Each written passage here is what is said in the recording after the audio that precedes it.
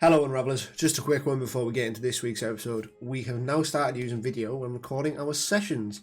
So, if you want to see our reactions in real time, then be sure to head over to YouTube to check that out. If you're already watching on YouTube, then brilliant. Be sure to hit subscribe and like. Always big help, thank you. We do intend to start running some giveaways at some point in the next couple of months, as well as releasing some behind the scenes looks and other little goodies. So be sure to check out our socials to keep up to date with those. Anyway, without further ado, I hope you enjoy this week's episode of Anoria Unravelled. Braden, since you're the biggest fan of this game, I think it's time for you to do the recap. I don't remember a fucking thing. I don't even have it written down. Yeah, read my notes. We did stuff and things, and we did that thing where we did the stuff, and we got a thing that did stuff, and then we did stuff. This guy knows everything there is to know.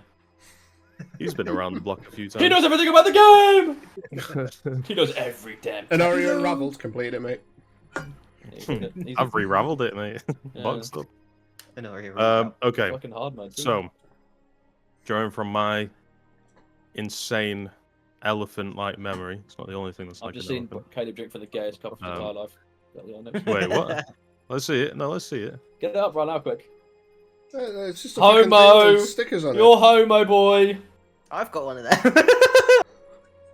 God, It's the first place to stick Got the po- stickers. you got Pokemon, Yeah, man. but in a minute. Yeah, I got them while I was in Japan. All these stickers, apart from the monster one, I got from Japan. Where'd you get the monster? Okay. I want a monster stick. George's Fish and Chip Shop. What? How? Because What? they had loads, so I took like 3.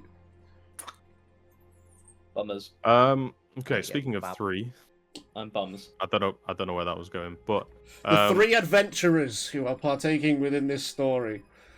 the 3 adventurers who are partaking within this story. Oh, yeah. Last we left off in their journey, they were just coming off the back of resurrecting Thalara and Elena, their 2 most avid and loyal supporters. Now, in order to achieve that, they'd have to pay a hefty sum of money to the Temple of Balance. Speaking of balance, stands for head-to-hair ratio, off balance. Isn't that the pot calling the kettle black there? What? My forehead? My hairline's fantastic. Ah, you've mate. just got a massive forehead. Yeah, but That's right, Braden. Hide it. Anyway. Hide it while you can. yeah. So you guys spent a lot of money to Fiscal spent a lot of money to resurrect Thalara and Elena, and within a day or so they were reawakened. And when you went to visit the camp, everyone was kind of in a little bit of reverence to you guys. Thalara made it clear that she's going to head back, try and rebuild Varlin on what remains of the ruins, etc. On your way out, you grabbed Kitch and you went to meet up with Diggsy, who you guys had a little bit of a discussion. At which point, LDB thought it would be a great idea to drink a potion of realness, which made him very much not real and about as intangible as his own imagination. And then he decided to fly around, scout out the area of the Aldridge Manor, where you guys are planning to hit on the 1st of Corinthus, which is only a couple of days away. Along the way, you guys thought, okay, this would be a great time, actually, to head to the Temple of Balance. And that's where we pick up our journey. Cool. So... Oh, sorry, I forgot that one thing. I'm pretty sure you guys had that... Was that last session, the arena combat, or the session before? Session I before. think. Because that was like a Okay. whole session. Yeah, it was long, actually. There was a session before that never got recorded because of my fuck up. Yeah. It's a regular thing, so we don't mind. Okay. We will resume then. You guys are heading towards the Temple of Balance, going through the city. Yeah, what do you want to do? First off, I do have a question.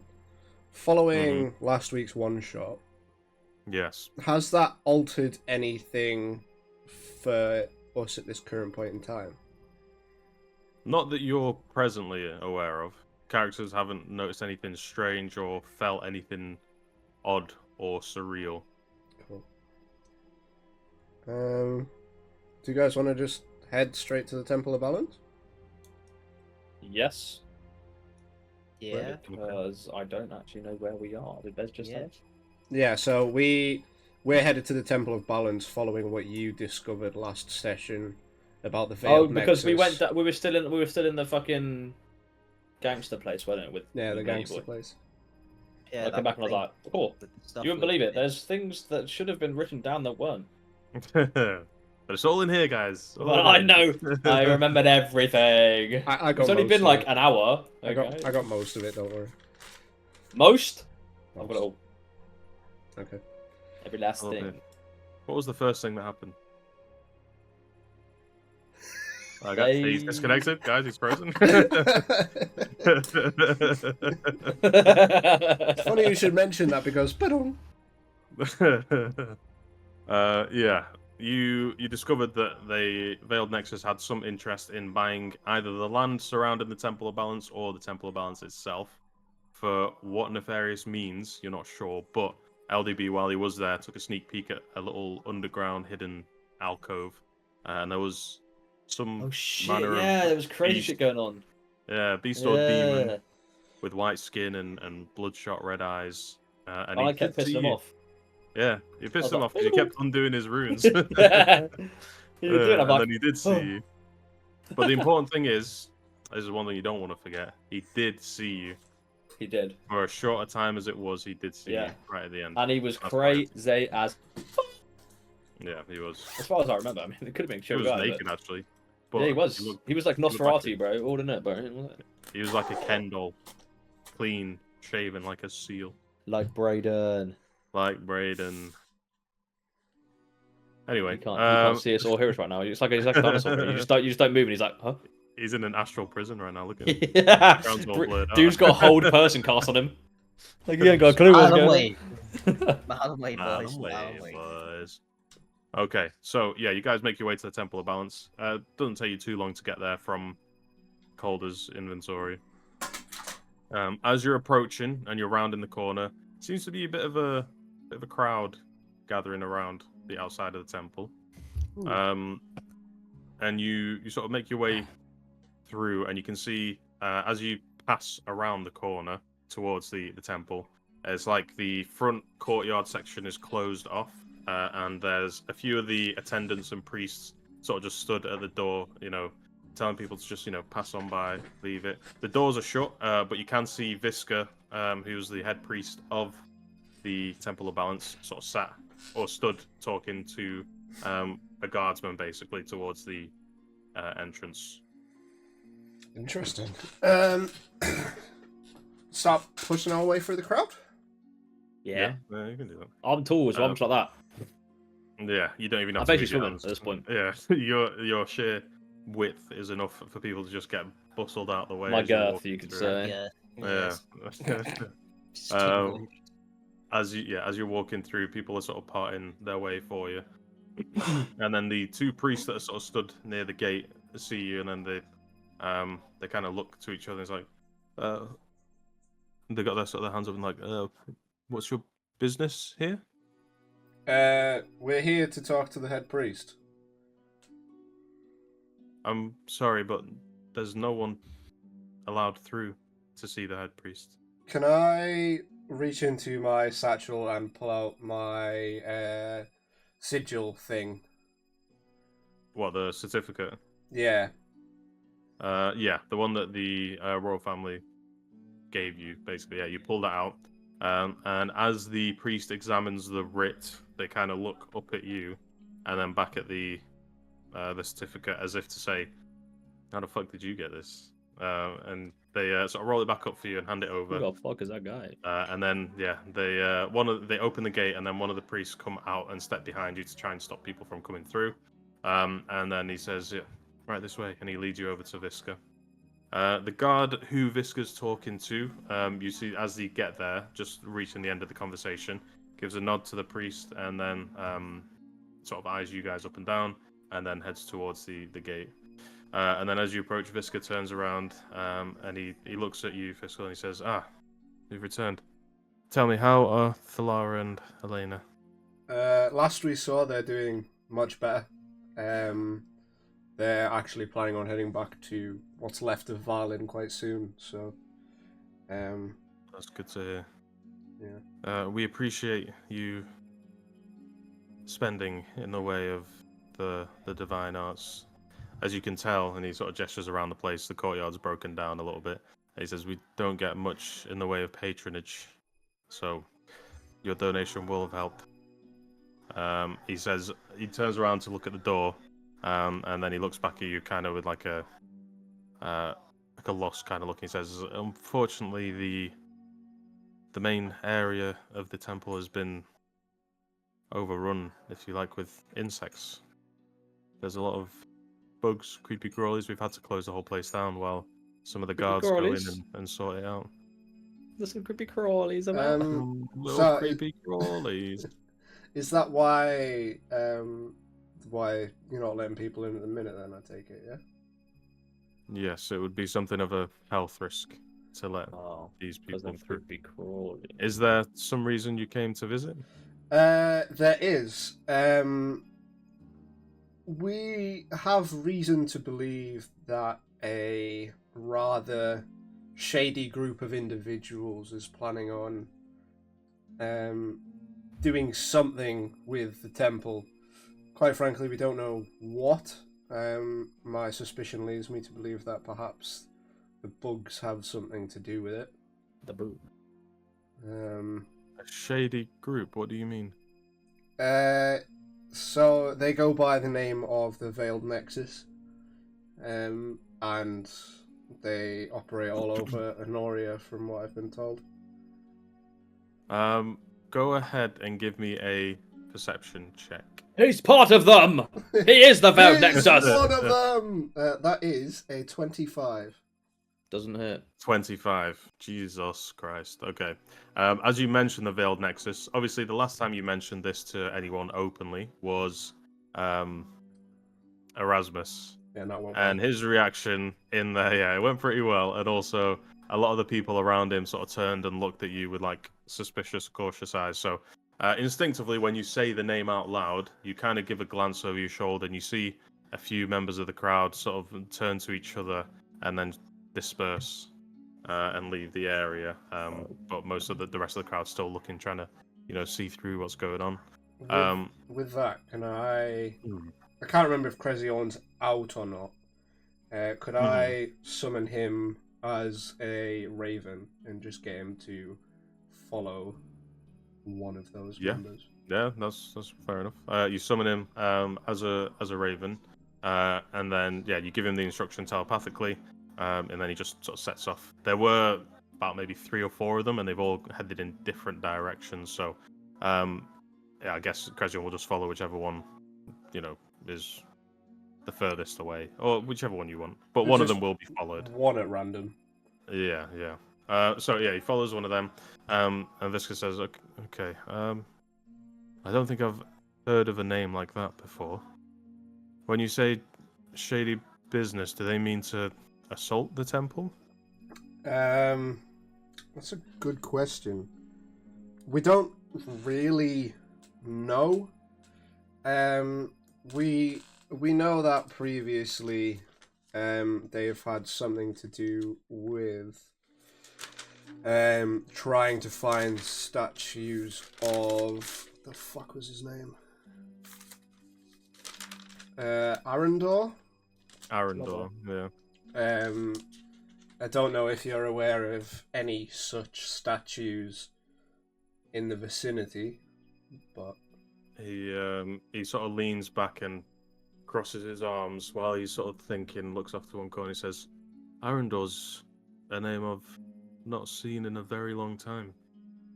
As I remember, he was one of the first gods that were worshipped before we have this pantheon. There's not a lot of followers of him left. As we understand, he was more of a early tribal lord, not an actual god as such, from what our texts say, anyway. And you think that the people who are potentially thinking to insult the temple are after statues of this individual? Or this god? More to destroy, if what happened at Varlin's any indication to go by. Interesting. Well, we do have some scrolls, documents, artifacts, that sort of thing, kept in the. He sort of looks around as he says this to make sure that no one can hear it. And he leans in a little bit closer and goes, to make sure no one sees what we've got. We've got artifacts hidden in the lower crypts, and that's where we keep most of our knowledge, shall we say. If that's something you wish to look at, we can make our way there. Yeah, I think that would be potentially a good idea. Also, do you happen to have any books by 1K Seeker?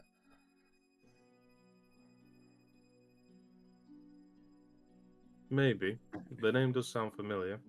We may have a couple in the repository. As I understand, he was fairly well known. No, Dan, you can't react to repository. Hey, bro, I can. Trust me, I can. Shame. Yeah, he basically he just indicates to you that he might have a couple, but he doesn't know off the top of his head. So, he goes to push the door open, and it kind of doesn't give, and he looks back at you. He says, "That's strange. This should be open. It's only been a couple of minutes since the guards went in to try and clear the infestation." Guards?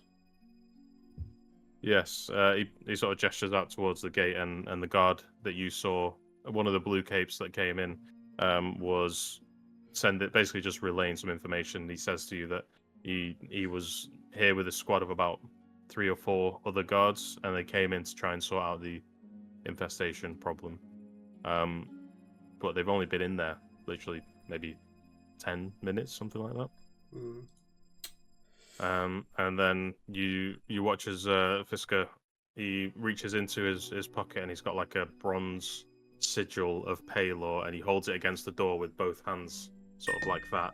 And there's like a pulse of light energy that goes between all the cracks and crevices of the door, almost as like each corner is being highlighted, and then the door just kind of just goes, and then it starts to open slowly, enough for him to sort of grab one side and then sort of usher you guys in. As he does so, you're immediately hit with kind of a strange smell, and that smell will become clear once I find the right music.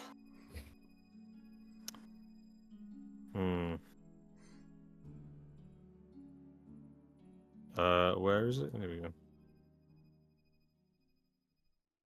Oh, suspense smell. Yeah. Yeah, like I do love the smell of suspense. Yeah, it's kind of like a Smells kinda musty, weird these salty days. Smell that, yeah. boy? Smells like I lick it. suspense is in the air. And I I don't know like what it. smells I like the musty and smell. salty. Yeah. So there's a smell of like fresh tilled earth, mulch, and like old compost. Almost like there's it's what you would expect to smell in like a barn, basically, one that hasn't been attended for a while. And as you walk in, this guy kind of pulls up his own scarf and he pulls it over his nose. And he sort of gestures for you guys to follow him. As you're walking around and you're stepping, you can see there is just like the floor, except for where the doors slid open, the floor is just covered in like a load of different kind of bugs that have been squashed. Oh shit! Which the squads? Can I? A load of bugs, yeah, that have been squashed and shit. Can I inspect like just one of the bugs, like as we walk? Like I'll pick up a dead one and just. Yeah, you can do. You go to pick one up. Give me an investigation check. Ooh, that's a 7. A 7. Mhm. Interesting. Okay. Yeah, with a 7, you would know that these are bugs that have been squashed. They're on the floor, and they shouldn't be in here. You don't think? Piggly, can you? Can I want to? I watch him pick one up, and I go, Maybe I should do that too. Yeah, go ahead. Give us an investigation. Investigation. Mhm. Correct. Right there. Oh, it's good. Is it 9. 9? You go to pick one up, and then as you're trying to look at it, just from you concentrating so hard on it, you accidentally crush it in your fingers. That sounds about right. Yeah. Yeah. So you don't really get a good look at it, and And I then lick as my you go lips. to pick up more, Well, that okay. wasn't bad actually. Okay. All right. It's like death. Piggly, what do you make of these bugs? Who's Piggly? Oh, we still call him Fuck Piggly, all. right? Absolutely nothing. Well, yeah, that's because you're not trying to intimidate it, genius. Try again. Oh, yeah. What do you know? Absolutely dead fuck bug. all. Tell me what you know. I'm dead, man. My What the man rolled fuck? an 8. Oh wow. You 7, guys 8, are 9. not on the ball. Bang. Not on the We ball. did that. That Oh, shit. nice one. We did fucking good day, Lee. It's out of date. Fuck it, it'll do. Alright, so yeah, you go to pick it up, Malric. Okay. Give me an Arcana check. Malriki. Malriki. His African brother. 16. Yeah. Okay. As someone who's recently undergone an arcane infused transformation, your body's still got a lingering sense of the kind of power of magic, basically. And as you go to pick it up, the bug slightly reacts to your hand, and his legs start to squirm a little bit as you pick it up. And then as you look closer, you realize that this bug isn't naturally occurring. It seems like it's a bit of a magically created bug. wonder Doesn't what react this to bug tastes most like. things. What do you say? I wonder what this bug tastes like. Go ahead, give it a taste. I'm Do you put it in your mouth? Yep, I'm gonna put it. You put it in your mouth. I imagine this like you're some tracker in a forest and you pick up one of the bugs and you're like, east. Yeah.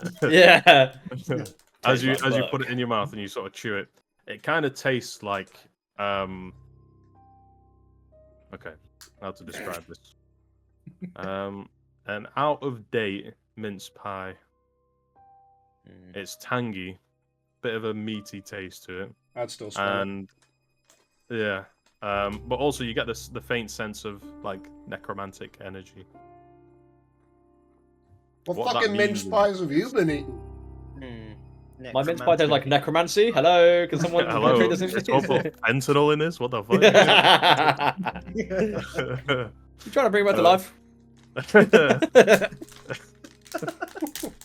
What's your game here? What's What going are you on? trying to do to me, bro? You trying to arrest an undead army? What the fuck? I'm no one's slave. You I get that refuse. sense. Yeah. What do you guys want to do? Visca kind of sees you all crouch over at the same time, picking up these bugs and looking at them, and he sort of stood waiting for you. I just look and I was like, I mean, I was gonna do it, but guy. Yeah, so Piggly, what do you make of this? Tastes like necromancy. Fair enough. Describe it.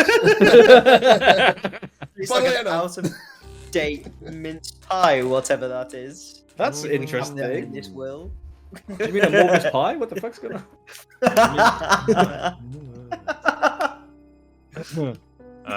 As you're sort of saying this, Visca kind of cocks his head and he looks towards you, Piggly, and he says, "How comfortable are you with eating bugs?" I'm just going to intercut and go far more than you should be. He kind of gives like a gesture, he's like, okay. Yeah, so you guys, the way that you walk in is that in the temple, there's this section here, there's like a wall in front of you, and then two separate entrances outwards, so you have like a little bit of a buffer in front. And as he leads you through, he sort of stops a second just before he goes through the main threshold. And he kind of looks behind towards you guys and he says, "Something's off here." It might be Any the budget? bugs. No, there's something else. Everyone give me a... Actually, no, we won't do that yet. We won't do that yet.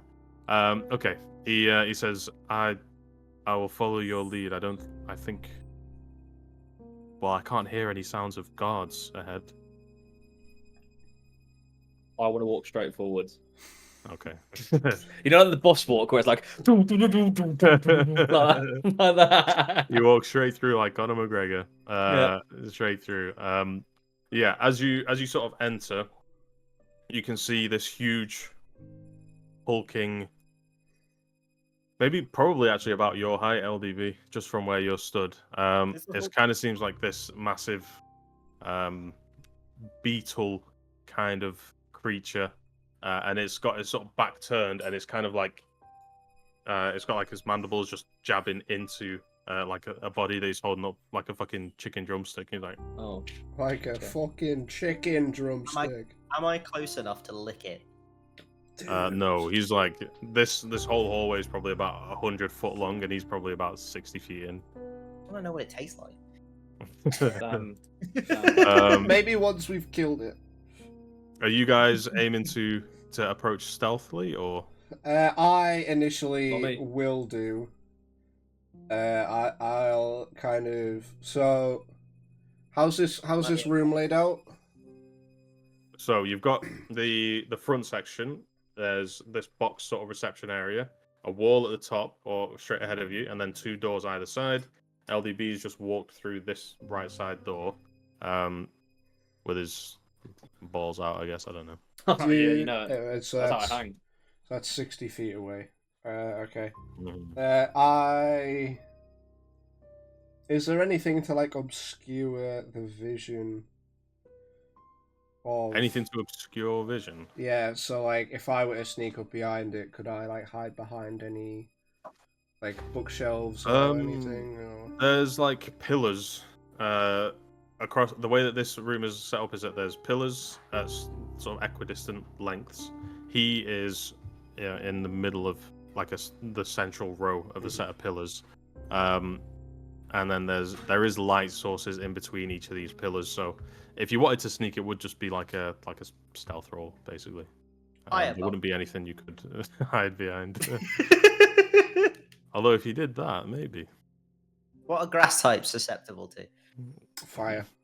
Ice. Ah! No, fuck it. I think we just let LDB lead this one. Get the big guy as close as possible, and then I walk forward and I'm like, hey, guard! You guard! As soon as you make some noise, this thing twitches and looks at you. It snaps its head towards you. There's blood sort of dripping from its mandibles. It's doing like a clicking sound, like. yeah, Well, we'll pretend. I turn and I go, yeah, this ain't a guard, guys. I'm gonna pat LDB on the shoulder. And go, no, it might be. Get closer. Okay. What you do see, LDV, is further behind this creature. There is a floating sort of structure surrounded by magical energy. In the center of this is like a slowly gyrating, or like it's turning on itself, almost like a Rubik's cube, like an actual cube. It's got a jade surface with gold sort of patterns going through it, and each time it shifts, the gold patterns are shifting as well. And there's like a light coming off the cube straight upward. And on the sides of this, you can see 2 shady, sort of blurred figures, kind of holding their hands out like that, looking upwards, their eyes rolled back, muttering something. And that beam of light, as they're speaking, keeps getting brighter and brighter and brighter. As you shout that, the beetle kind of stands, like rears up and stands on its legs, and then it looks at you. Both of the sort of wings are flared out and flapping, and yeah, as he sort of actually gets a bit more aggressive, you guys watch as like dementors flying in. You've seen these guys before. Fuck's sake. I'm going to try a Hail Mary real quick. Can I see these guys as well? Yes, they haven't. Yeah, they've just now landed in basically, and there's like. No, the guys who are doing like the chanting. Yeah, you can see them. Yeah. Cool. Can I just kind of yell to them, "Trust in the threads we weave"? Give me a deception check. Okay. Exceptional. Oh, that is a 28. 28. Okay, you watch as the light in the center of that cube starts to dim down slowly, as one of them, the head, instead of like naturally coming down, just kind of turns right towards you, and is looking at you. You can't see any pupils in his eyes. Well, I guess you're not really that close enough to tell, but the eyes are sort of got like a dim glow to them, and it looks like there's something. It's almost like their eyes are spinning constantly. Yeah, but one of them turns towards you. It looks like whatever they're doing has been slowed down, as you said that. But with the arrival of these other entities, everybody, roll initiative. Okay. So, ladies and gentlemen, as the wraiths appear in the vicinity, yeah, lady is directed at LDB because I don't know. Obviously, Goliaths are known for their fluidity. That's true. We can change mid-intercourse as well. Well, I think everyone loves it. What is this guy talking about? Okay, let's just. Am I wrong? He is wrong, actually. Oh, okay. Listen here, cheese boy. Okay, so as the beast in the center sort of turns around and starts charging at you, obviously he'd summoned in these wraiths, and they sort of flash in. You summoned like them, Death did you? Eaters, basically. Their shadows sort of coalesce and they form in these spots. As they make contact with the ground, the windows start to the light in the windows start to flicker, and every light source from the windows is slowly, bit by bit, is drowned out. And there's fog all over the floor, slowly sort of reaching up. And as the fog sort of enters, the holocron at the back, not the holocron, the weird artifact that you see floating at the back. Oh, the holocron, okay. Starts to glow brightly again. And the beast is charging straight towards you. He's running and he's digging. As he's running, he's sort of got one hand dug into the side and he's going to go make a slash. But as he makes the slash, there's a load of debris basically flying out from where he's clawed into the floor. He's going to charge straight at LDB. And I guess, yeah, that'll just be LDB in that space. So go ahead and make a dexterity saving throw, please. Okay. I'll just do that on the website because that's easier, I think, isn't it? Was it just a D20, is it? Go ahead. Yeah, just dirty 20, dirty 20, dirty 20. Dirty 20, okay. Yeah. You succeed that then. Next one, I'll do it on the table. I didn't realise. Yeah, you could do that. Okay, so yeah, he does that. The shrapnel sort of flying towards you, but you just sort of stand there and let it bounce off you. It's like hitting a bulletproof vest, basically. The bullets just sort of impact and then crumble onto the ground. And then the thing sort of screeches as it rears its head back, and the mandibles start spazzing out, basically. It's going to take a secondary attack against you. With its jaw, it's going to try and bite you. So it's going to go ahead and roll a attack. Yep. Okay, that's 17 on the dice, plus his other pluses. That's going to be about... Where is the thing? Oh, yeah, it's going to be about 27 to hit. Will that hit? Does that hit? Does that... Yeah, I think it might hit. I think it might have hit, actually. Yeah, okay. Okay, so let's roll the damage. Did Bez not look up once? I saw it. Okay. Oh, he's got a smack, mate. Oh yeah, I love it when you chew cheese down the mic. Oh, sorry, I didn't mean to. I was pushing it away for a reason, alright, you cock. Okay, so that's going to be 5, 6, 7, 8. 8 points of damage. Oh, what? Raise it, bro. But yeah, it sinks its teeth into your sort of shoulder. Luckily, some of your the dragon scale armor that you got, where the dragon skull is, kind of takes the brunt of the impact, so you don't take that much damage. But yeah, it's definitely got his eyes focused on you. Next up, Fantastic. we've got your boy Fiscal. Although I've had a lot of time to think about this, I've not thought about this. Okay. Cool. Fuck. What am I using right now in me thing? I don't think I've got any. Yeah, I don't think I've got anything in my Sky's Venom in a minute. So. Not currently, no.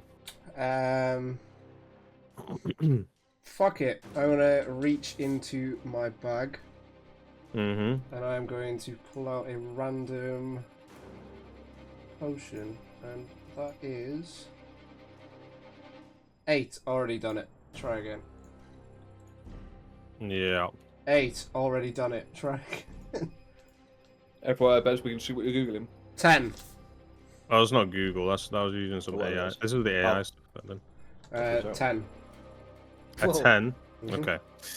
Okay. Which one is 10? I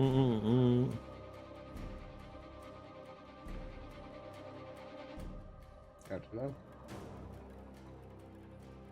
Okay. Let me send this to you.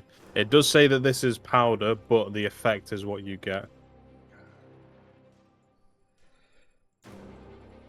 Okay. Hang on, let me just save this. You know what? You keep doing this, and I keep forgetting that this is something that you can do. Yeah, not for long. I've only got. That's just like number 5. I don't know. You die. Like...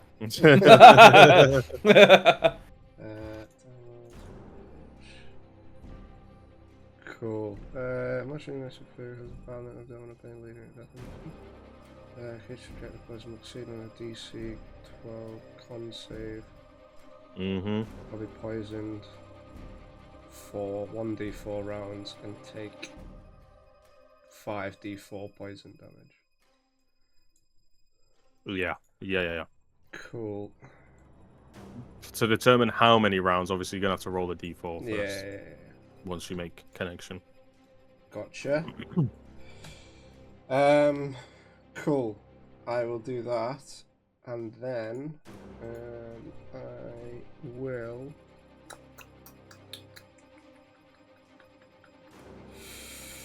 Can I still do an attack here? You would. I'll say, to be generous, you've used your bonus action to pull out the poison and do your thing with it. So yeah, if you want to make an attack, you can do. Yeah. Cool. I'll. Yeah.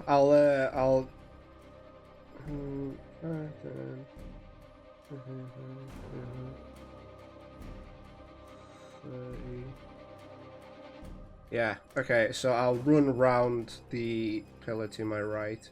So. 5, 10, 15, 20, 25, 30, and then I will flicker to the flank of the big insect. Before you do that, Yes. as you go to empower your rune to activate the warping magic, the teleporting magic, you feel the fog curling around your feet and almost holding you in place. And your magic kind of flickers out. There's like a spark of energy that comes off your hand, and you can't flicker. Oh, okay. That's lucky because it's actually a bonus action anyway, which I've already done. Oh, okay. So I will throw my blink dagger towards Wraith number 1. Numero uno. Yeah, go ahead. Roll your attack. Cool. That is a 18 to hit. 18 does hit. Yes. Ooh. Yeah. So we are in there. 5 damage, and then is that a bonus action to striking? No, it's no, because it takes just me happens, to them. yeah. Okay. So then I go boop, hang on. I don't go boop. You throw the dagger, and you feel the arcane energy pulling you, and then again the fog that's wrapping around the whole environment now. Fuck! And the outside being darkened. Something in here is dampening any kind of teleporting magic. Okay. So you don't blink. The dagger's still in the individual. So yeah, Wraith 1 takes the damage. How much damage did you say? 5. 5 damage. Okay. Yeah. So it sinks into the shoulder. Almost looks like it hits and then slows down a little bit, like it's going through mist, like very thick, like liquid or something. It goes, and then it sort of stops as it catches on something. But yeah, your teleporting effects don't appear to be operating properly in this area. Cool. I'll end my turn there. Cool. Next up, we've got Wraith numero 4, who is this geezer. I love watching your hand go with them to look. 1, 2. Yeah, which one? Who's You got which one? Yeah, there we go. There you go. So Wraith number 4. What's his ability? Okay. He is going to...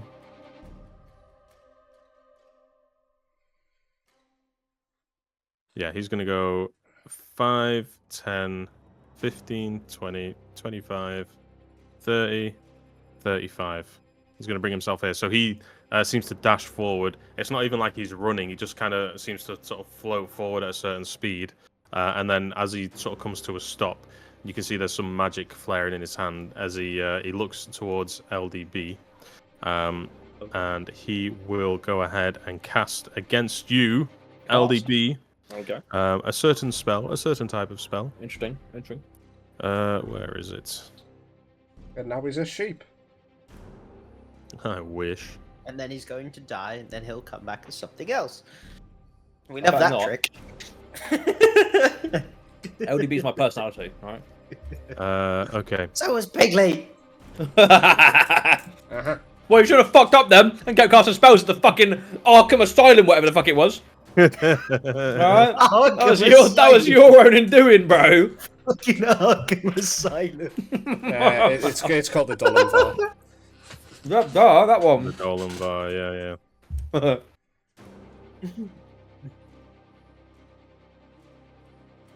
1 second. I just need to find out how this spell works. Once you pop, you just can't stop.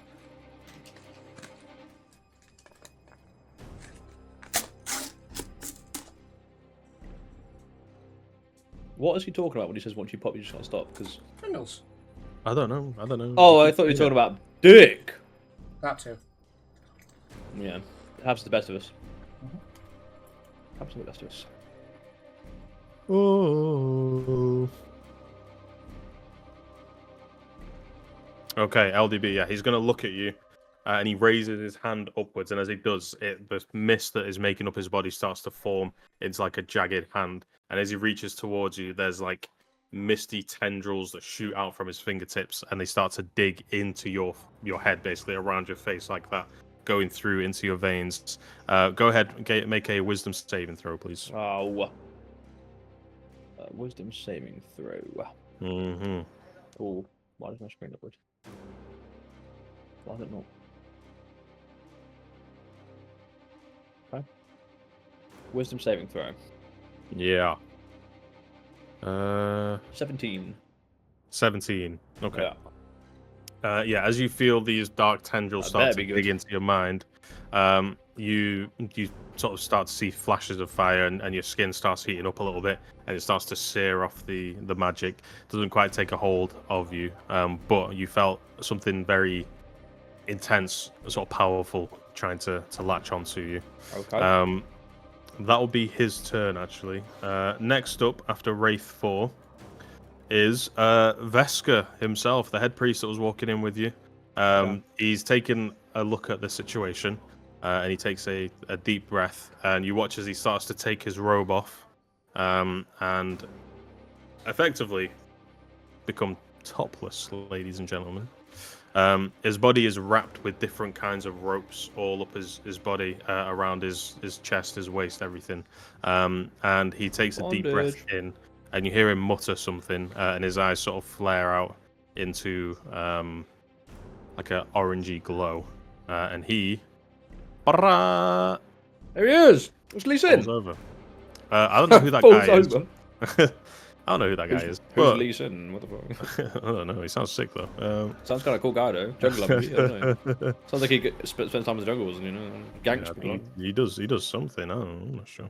Okay. Yeah. He takes a second after he's sort of disrobed and he adjusts himself. He takes a second and he sort of takes up like a kung fu stance, and then he starts to make his charge forward basically towards the beast. He's going to go 5, 10, 15, 20, just to the side of LDB, and he sort of appears almost like a blur next to you.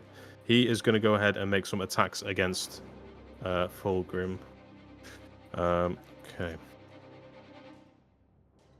Give me this. Does he get any good pluses? That's going to be 9. Does a 15 hit? Oh, it does actually. 15 does hit. Okay, sick. On Fulcrum. Yeah. Okay. Doesn't look like he's hard to hit, dude. Okay. That's Yeah. interesting. Okay. Okay, so he's going to go ahead and make I've his got one attack. So that's 1d8. Bosh.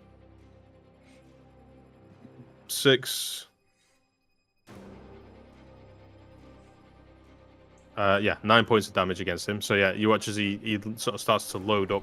He unleashes one hit, and it sort of hits the creature on the side of one of his like larger arms, and you can see a little crack sort of appear in the carapace. He's then going to go ahead and Piss, you say? Carapace, Piss, you say? carapace. Who doesn't love a good bit of piss play? Okay. He's gonna What start. the fuck spinning is on the this spot. guy talking about? That guy there. Pointed at Bez. What? No, because I'm pointing these- as these the guys down there. overlay is. Please tell me I'm pointing at Braden, please. No, you're pointing got at to your put it up. name. You're pointing at your name. Who's above me? Who's above me? You're at the bottom. I'm in the middle. Brain's at the top. Wasted. This guy. Gay. That guy there. That guy there. Or that guy there. Or that guy there. See, now Braden's pointing at his name, so What is Brayden doing? I've angled this perfectly. He's pointing, that's for sure. Let me check the Holy picture. holy. Okay. Okay, this guy, yeah, he makes his attacks. He takes a second to look around, and he sort of mutters a prayer to himself as he takes like a defensive posture.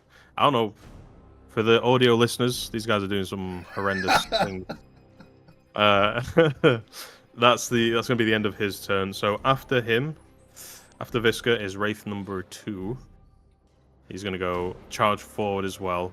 5, 10, 15, 20, 25, 30. Now he's in range of Fiscal. These are not properly sized because they look tiny. What the fuck? Let's make these a little bit bigger. I was wondering, but I didn't want to say anything. Yeah, no, they're not meant to be that small. In the hopes that meant they had a lower AC. No, I mean, they don't have a massive AC. Above the table. On the table, these guys are hard to hit, man. On the table, you won't kill him. You won't. Undestructible. Mommy. They're actually, Okay. if you hit them, it'll go back. There we go.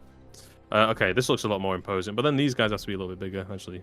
Bosh. And LDB as well. Okay. You There know we it.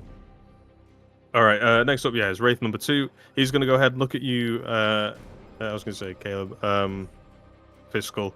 And he's going to go ahead and, as he sort of reaches towards you, there looks to be like some arcing red lightning basically coming off his hand. He's going to go ahead and try and grab onto you with this burning energy.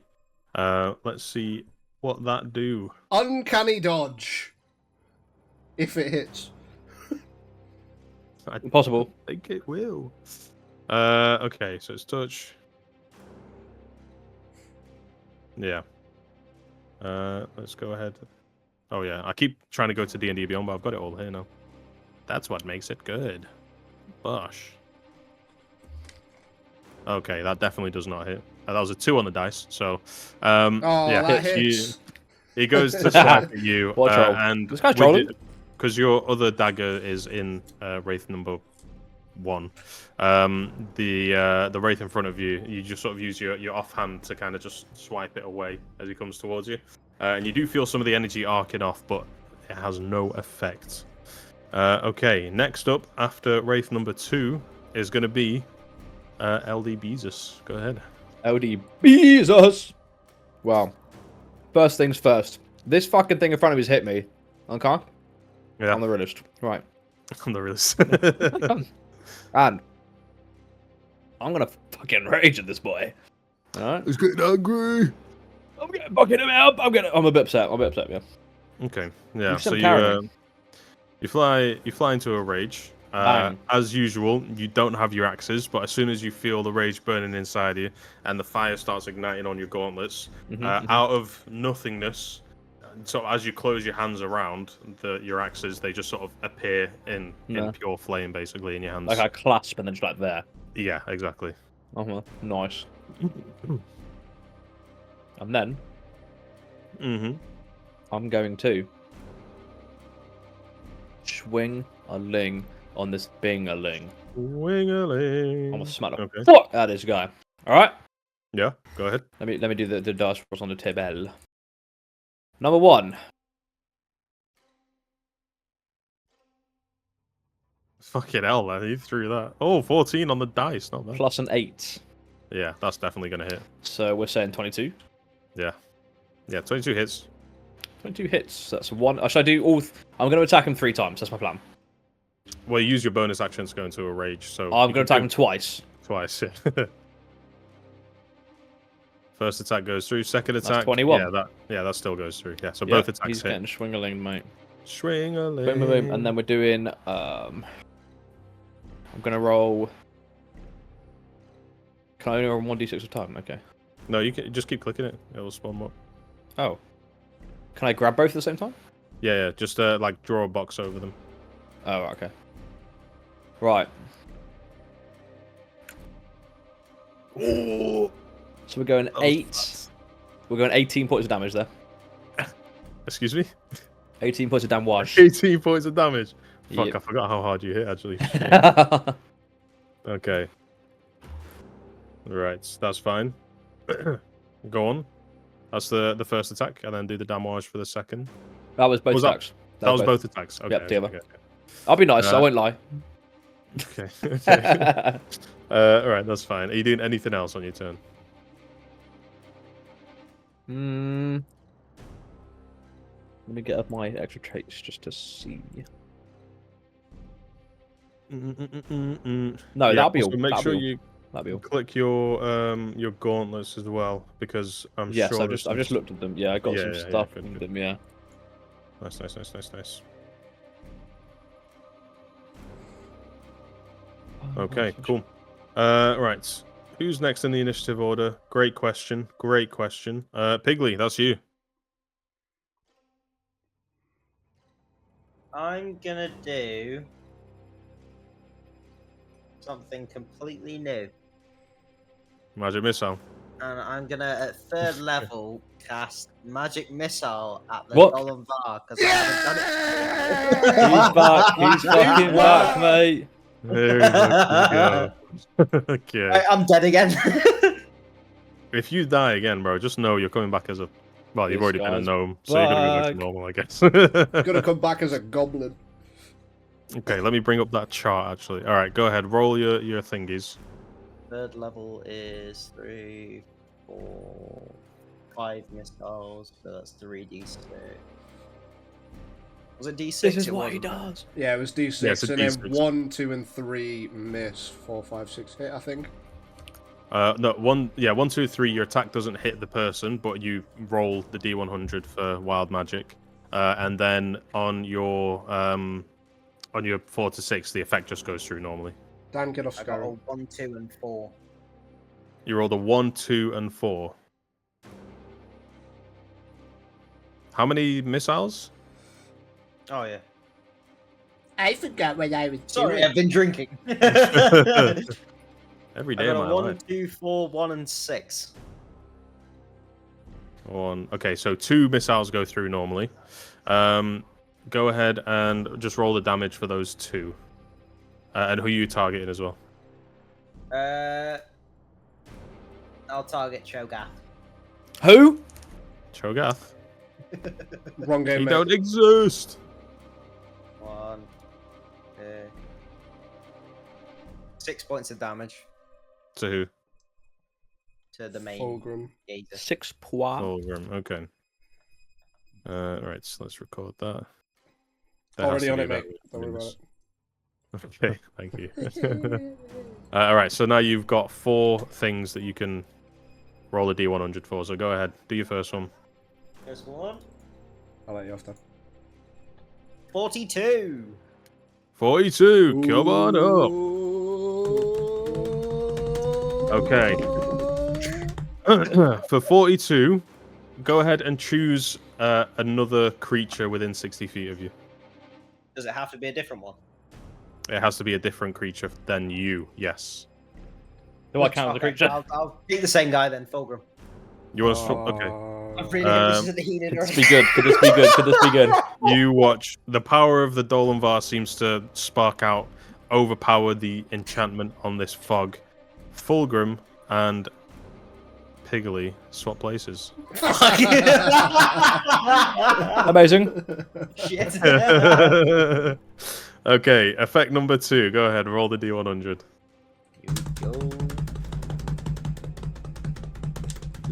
Here we go. We are so back. We are so back. 14. Okay. Oh, that's not a good one, my boy. Oh. Let me just find out how this spell works. I'm gonna My make boy. a sheep again. Let me find out how this fell works. I don't want to play anymore. Okay. You summon a basilisk. You summon a basilisk. Okay. The Dolanvar kind of tolls. You hear this like thrum as you swap places with him, and your mind starts to sort of turn a bit wavy, and you're not really sure what's real, what's not, as the world around you starts to sort of warp into weird, abstract shapes. You are confused. What I want you to do is roll a d8, please. Oh, that doesn't sound good.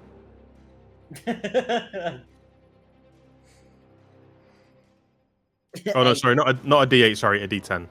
Oh. 4. A 4. Okay. You cannot move or take any actions in your next turn. Oh. You are confused as the world around you starts to warp. He's fine. Your mind just kind of looking at the fog and the light and the weird ambience coming from everywhere. Yeah, you've got no clue what's going on. But you've still got another 2, I think, effects. One. Go ahead, roll. One more. Is it what? 68. So close. 68. How many kills? You son of a bitch. And you're cured from the confusion. Okay. Oh, interesting. This isn't really like a battle thing, but Great. as a result of the Dolan Var, you no longer require food other than at least 1 cup of tea a day. One cup of tea! I've become British! Yes! This, by the way, this is permanent. So the only way you can undo this now is if you roll this exact same outcome again. Oh, wow. Why would I want to? Well, yeah, You I don't really guess. have a choice. It's called wild magic for a reason. Oh my god. That was like Right, and then you got 1 more. Is it 1 more? No, that was it. That was it. Okay. Unlucky, bro. Unlucky. Confused, stunned, and he wants a fucking cup of tea. All He's right. like, give me some fucking tea now! Okay, so let's move on then. So next person in combat after Piggly is Wraith number 5. Wraith number 5. Okay, so it's going to be 5, 6, 1, and 3 in that order. So where's number 5? Down by the He's crystal. over here. He's gonna use his whole action to continue concentrating on extracting some essence or power from the artifact in the center. Same with Wraith number 3. He's going to take his eyes off you and go back to concentrating on this. Wraith number 6. He's going to go charging forward, basically. He's going to go 5, 10, 15, 20, 25. Oh, up the plate, yep. 30. Whoops. For the audio listeners, he's climbing. He's not climbing. For the He just audio has listeners, difficulty Bez can't get him in a standing square. Okay, well, you know him. Look him. Right, how far away are you, Fiscal? 1, 2, 3, 4, 5. Too far. Too far. 6. Too far. You actually are a bit too far away from him. Okay. Up the ticks. He is going to go ahead and use his action to proc one of his abilities, and you watch as he just starts to, like, this, basically almost like a strong wind has come in from a direction and made him phase out of existence. So currently, you guys cannot see this guy. Which guy? That's interesting. Can you put a thing around him so we know? Is it that one? Yeah, let's say. Let me see if I've got a thingy for this. Like a little circle around him. Yeah, invisible. There we go. Ooh, hello, boy. Oops. This thing is infinite, by the way. So. Oh. Oh my god. Struggling then. If that goes around him, does it move with him? No, that'll do. Yeah, he's invisible. You guys don't know where he is right now. Yeah, if you want to move that, just make sure you click it, because if you just click it once and drag, it'll just keep spawning loads of these. Oh. Yeah. So, Can we? And if you want to move him, you could always like scroll, I guess. Fucking box him, can do whatever. You can do whatever you wish. You can do whatever you like. You do what you like. And then next up is Wraith number 1, who, upon being attacked by Fiscal, is going to go ahead and make his attacks. He's going to go 5, 10, 15, 20, 25, 30. Actually, no. He's going to focus on Piggly. 5, 10, 15, 20. Seeing as he is currently confused, you're going to have this next attack at disadvantage. Yeah, let me go ahead and cast... Well, give me a wisdom saving throw, Piggly. At disadvantage, please. Just a quick one. Is it going to be confusing, Cal? Under Braden's thing, you put Malric, but obviously we keep calling him Piggly. Well, I can't roll any lower than that, so there's no point in the fucking disadvantage. Is that confusing or not? One. Okay. Right. You, in your state of confusion, your head kind of turns and everything else is like really warped and sort of, well, you just faded basically to everything.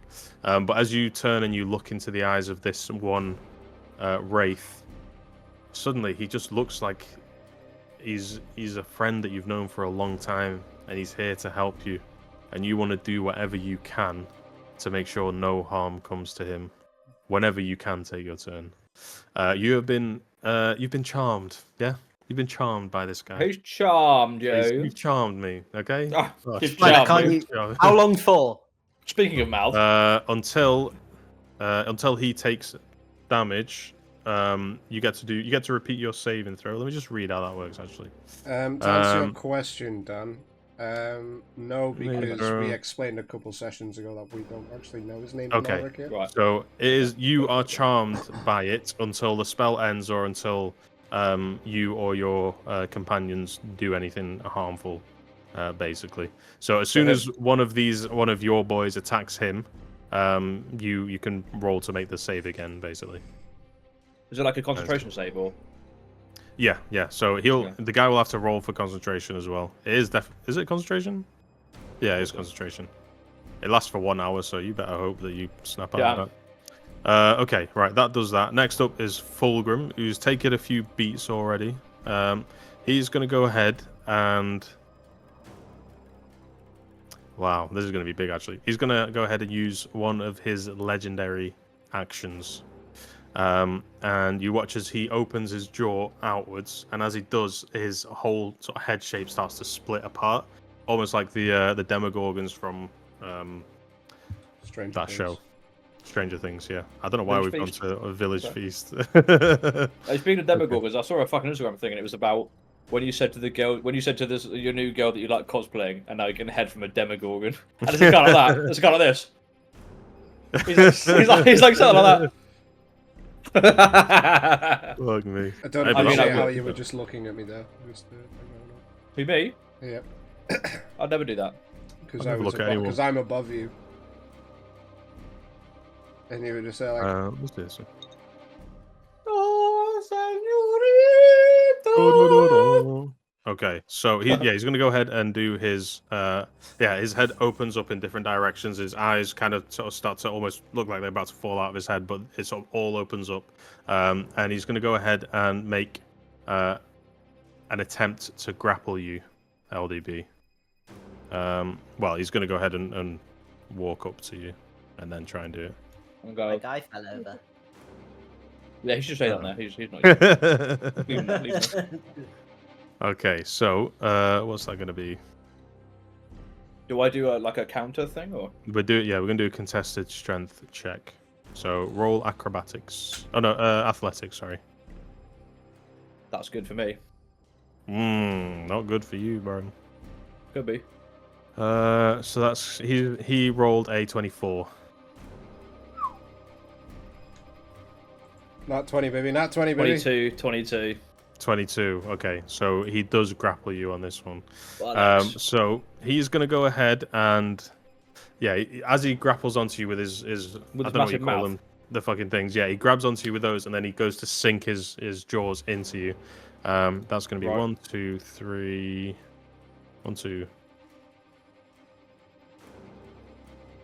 Wait, that doesn't count as a roll. How many is it? Oh, sorry, wrong one. 1, 2, 3, 4, 5, 6, 7, 8.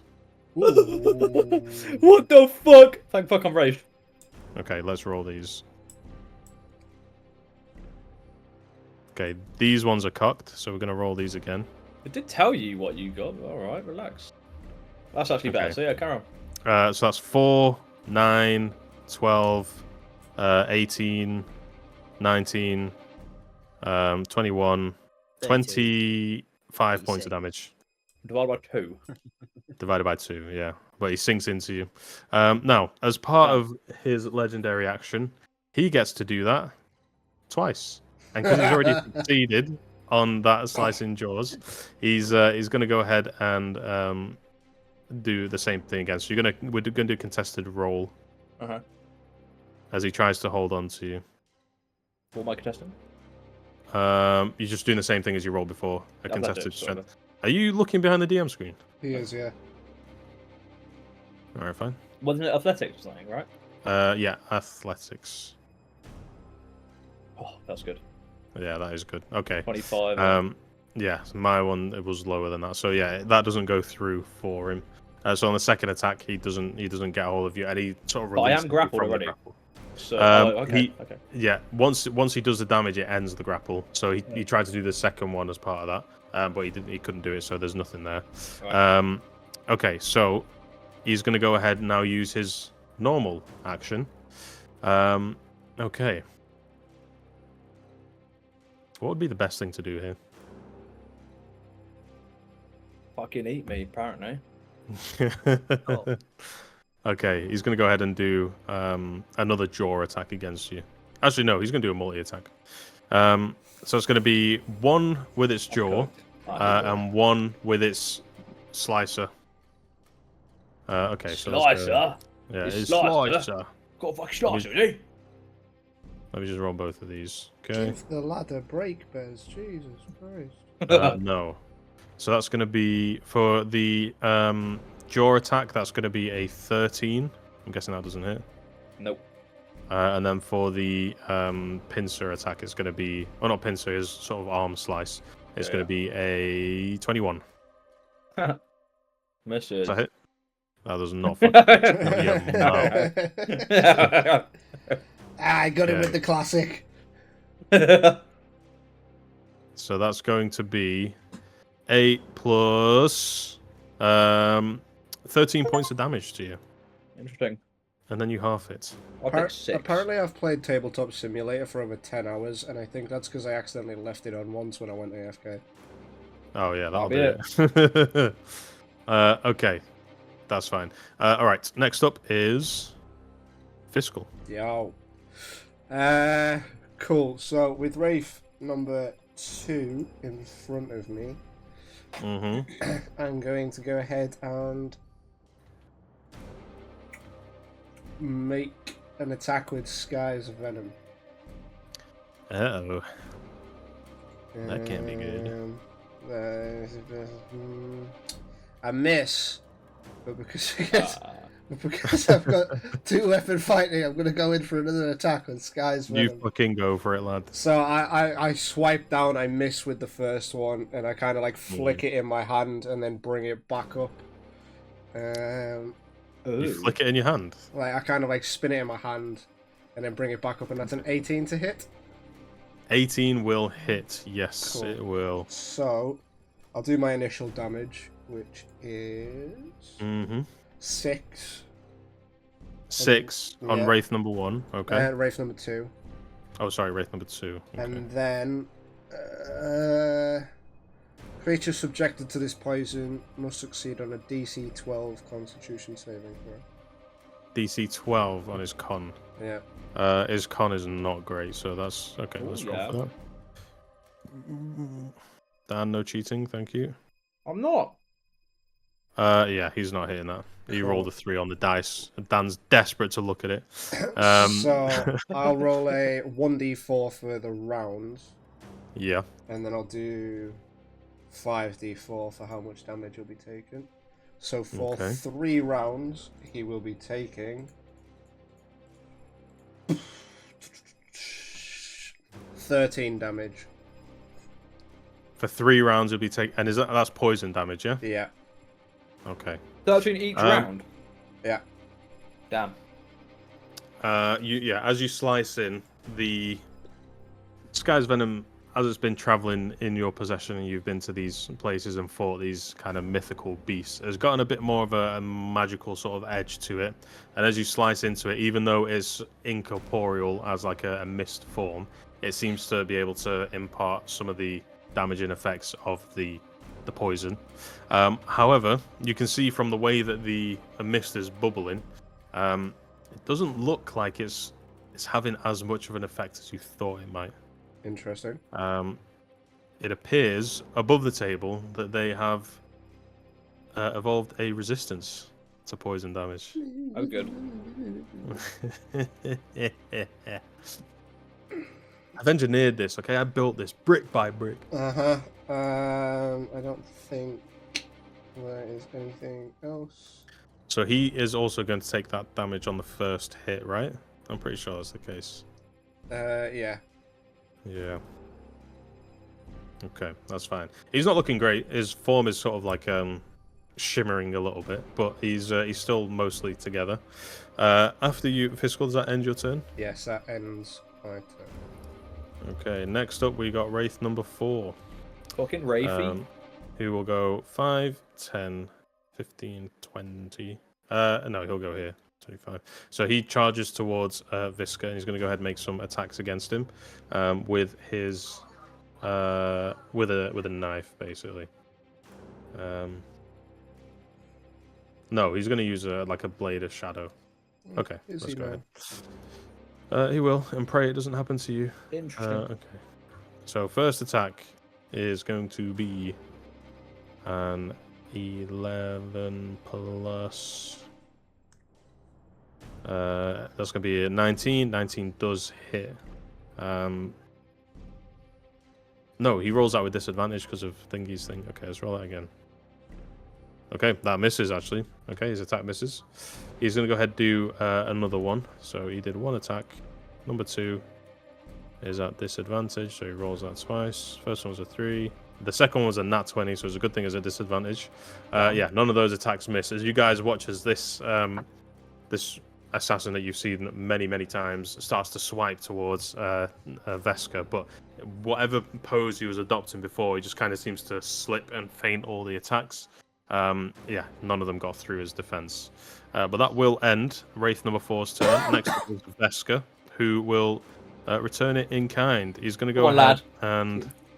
and make a... Yeah, you watch as he was dodging them, he's sort of pulling his fist back and looks like he's charging it up with some kind of divine energy. He's going to go ahead and roll his attack. Bosh. That is a 15 plus...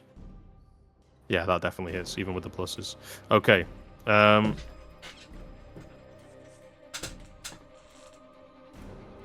Okay. Yeah, so he's going to go ahead and roll the damage for that. So that's going to be... Only a d8. Only. That's going to be 3 plus 3. So it does 6 damage to him. But the beast is going to have to make a save not to be pushed back with this power blow. So let's go ahead and roll that. Blow, you say? That's 13 against his... Yeah, that doesn't hit. Okay. Well, he doesn't make the save. And he, as a result, he's going to take some extra damage from that. Oops. That's an extra 2d8.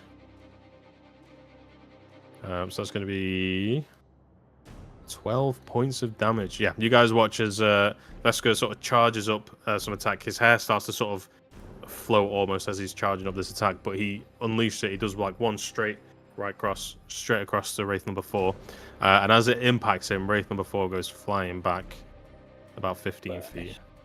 And he is now prone.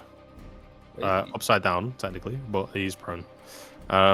Wait, is that 5, 10, 15? Yeah. He's prone now, and that will end Veska's turn. Next up is Wraith number 2, who is right here. He's going to go ahead and take his damage. So if you roll that thingy damage again, you say it was 13? Yeah. Do you want me to roll for it? Do you just want me to roll 5d4 again, or do you want me to... Yeah, do it again for each round. Cool.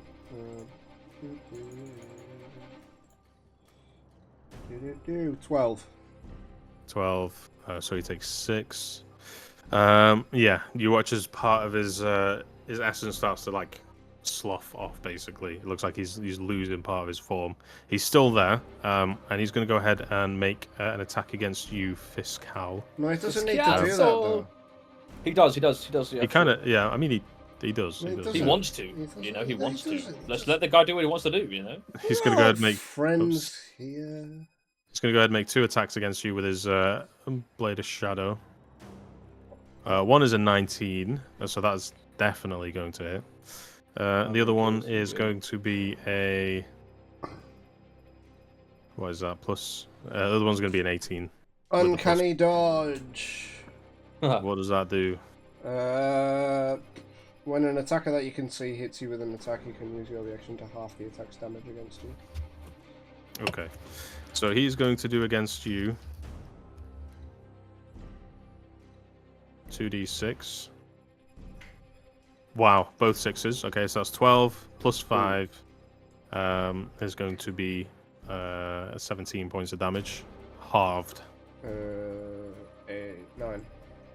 9, yeah. We'll use 9, yeah, that's fine. But that's going to be his attacks against you, and that ends his turn. He's not going to do anything else there. Next up is going to be LDB. Fucking 2, right. The first thing he's going to do is... Wait a second. Who was it that charmed you again? It was Wraith number 1. Wraith number 1. Yeah. Okay, he's not taking any damage yet. Okay, fair enough. Carry on. Okay. The first thing I'm going to do is throw an axe at Wraith number 1. Okay, go on then. I'm going to throw my axe at that bitch. Go on. And that will be a... Doing it. Fill him up. I mean, fill him in. 7. A 7 does not hit. It's actually a 10. A 10 also does not hit. Shit. But you got 2 attacks, right? Adding Well, your 3 things technically. onto this. I'm going to throw my axe... Oh, fuck. Yeah, fuck it. I'm going to throw my axe again at him. Are you adding your modifiers and stuff onto this? Yeah, I am, yeah. He rolled a 3 on the dice. Oh, fuck. I Fuck him up. A natural 20. Nice. Do what you have to. Do what you must He do, says Do what you with have to. defeatism in his voice. I want to kill at least one of you sometime. Well, technically, I did kill. Yeah, I was going to say, you've killed. Mark, yeah. 11. 11 damage. Well, Level 1, damn one. it's you get to roll it twice, right? Oh, because it's. you're doubling the thingy. Or... You crit. Well, didn't double you? that So for you a get- 12. If it's critical, you roll twice the amount of dice. Can I do double? Okay, because I've got. Do I pluck, or can I just times that by 2 and then get my modifier? What do you mean? Oh, you could just times it by 2. I don't mind. Is that A a crit's a big deal, you know what I'm saying? So you can do that. Okay. 12. That's 12 plus. 5. Looking at Okay. 17 there. Wraith 1 has only been hit once thus far, but that second hit, you sort of chain throw these one and then the other straight at it, and the first one just skims it barely. He just sort of dodges out of the way, and then the second one, as he comes back and he looks towards you, stink straight into his head, and he's going to go ahead and make a wisdom saving throw as as you hold your hands out with these axes. It's almost like a little trail of fire from where they were thrown, and they just basically do the same action but backwards straight into your hands. Yeah. Nice. Okay, let's roll the Constitution saving throw. And you know what? Because it was a natural 20 that you hit with, I'm going to give it him at disadvantage. Hey. Oh, whoops. They're both cocked. Okay. One is plus his... What's his Constitution? It's +1. Yeah, he rolled a 9. So Constitution is broken. Piggly. Whee! Piggy's free. You're free. You're no longer charmed, and you snap out of your confusion, actually. Piggers. Congratulations, Malric von Cochrane. Okay. Next up. I want to use my bonus shockingly- action, my please. Oh, you want to use a bonus action? I beg your pardon. First of all, I'm going to go. What up, bitch? 180 to face Fulcrum. Fulcrum. And Yeah. then I'm going to move into his facial area, like that. Okay. Bit of that, bit of this. Yeah. Bush, right there. Okay. That'll Drop kick him. do. And then my bonus action is Fury's Ignite, which is, while I'm raging, I can channel Surtra's power to surround myself in a blazing aura of flame. For the next minute, any creature that ends its turn within 5 feet of me takes 2d6 of fire damage.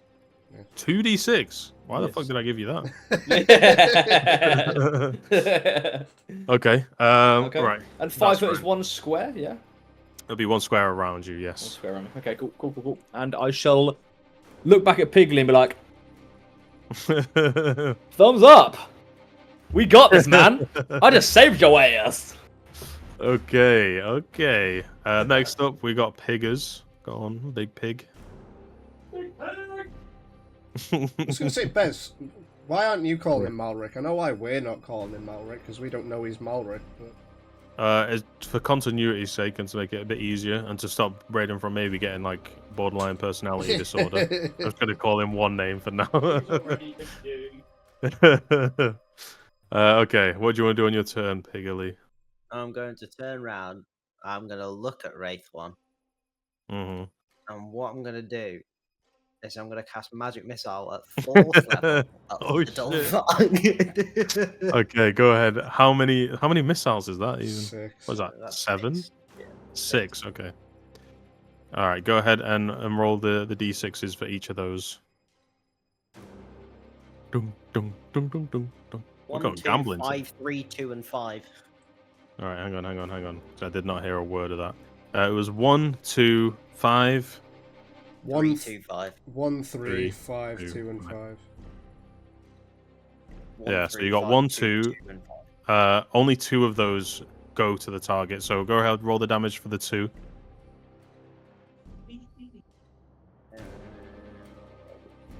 I miss Death Wish Braden. Death Wish Braden is the best Braden. Now he 10. has become death. 10 damage. Jesus. Yeah. Okay.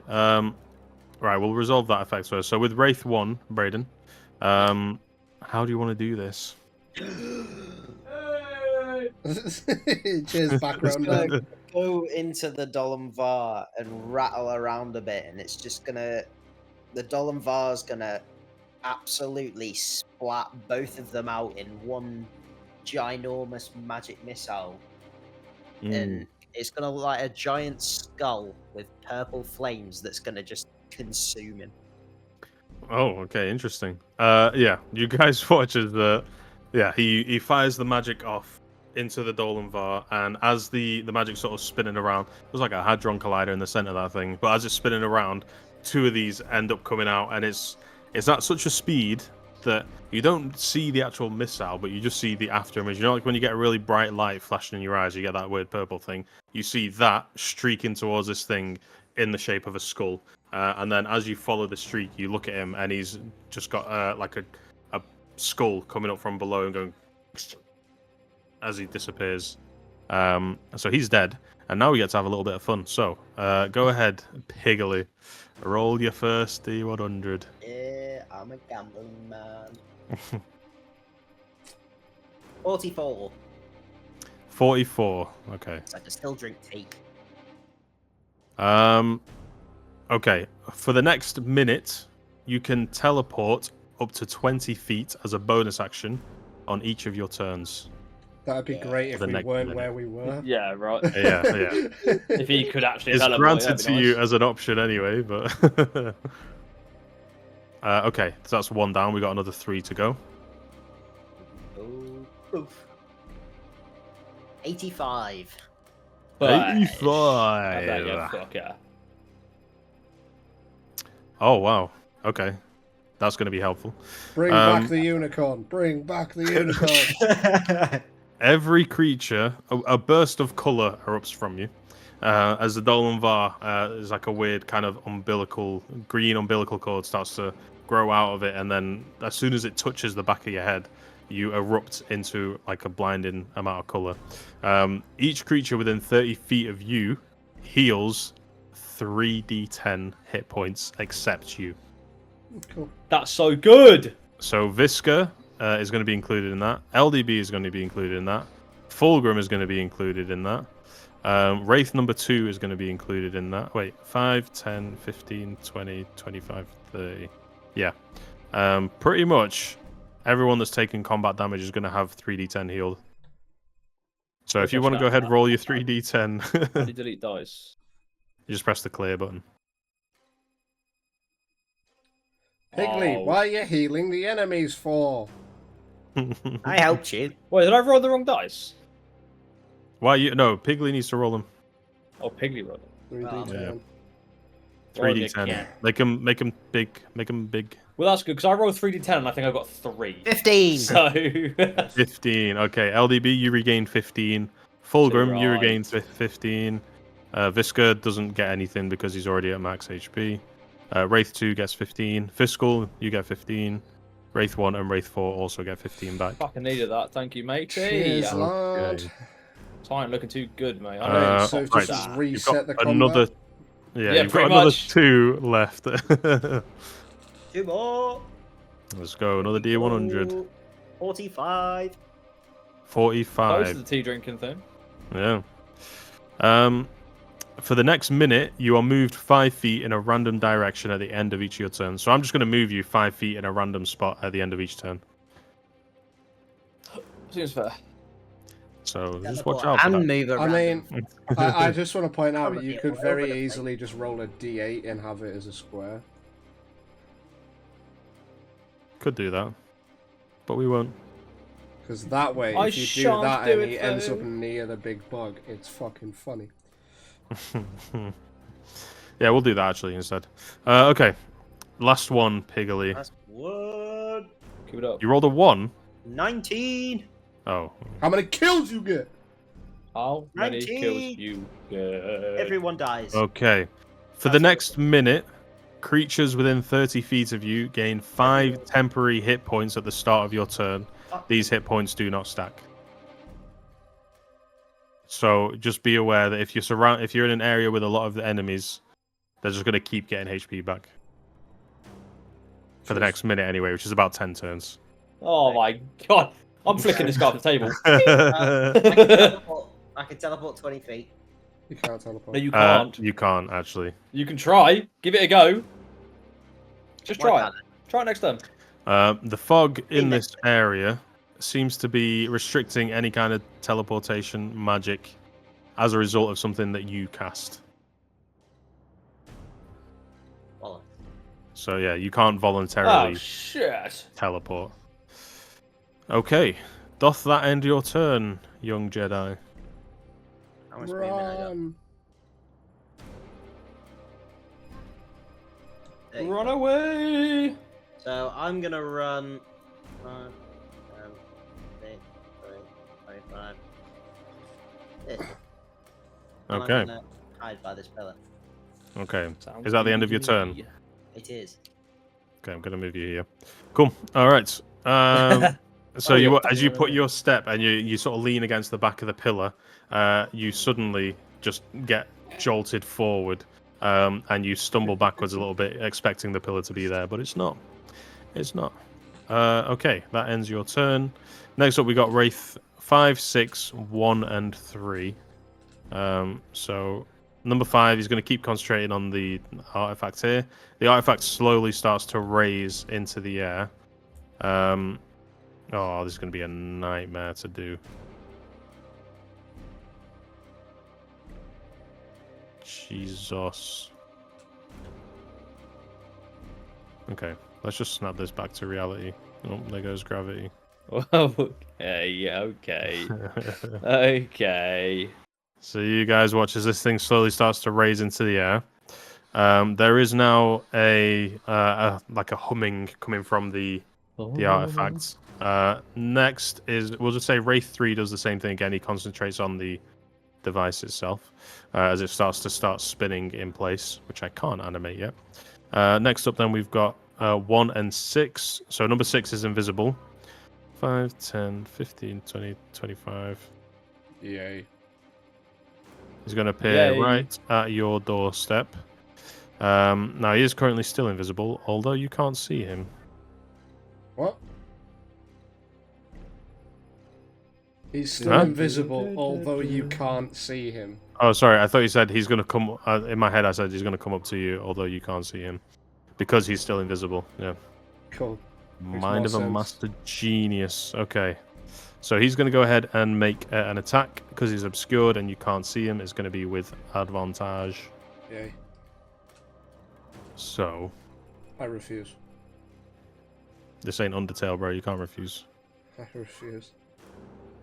So attack number 1 with advantage is going to be what's that? +8. The lowest of the two is going to be like a 21 to hit. The other one, the second one, doesn't hit. First one does. No nat tweezers on there though. Okay, so let's go ahead and roll the damage.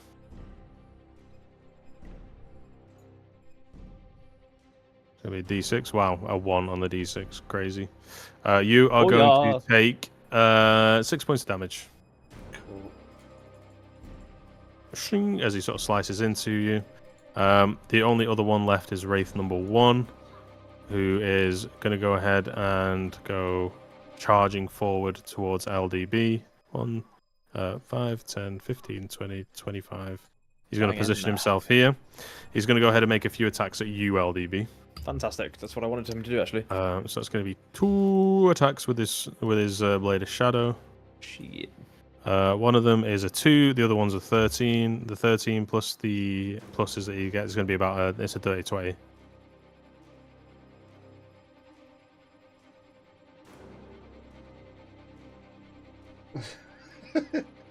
Fuck off.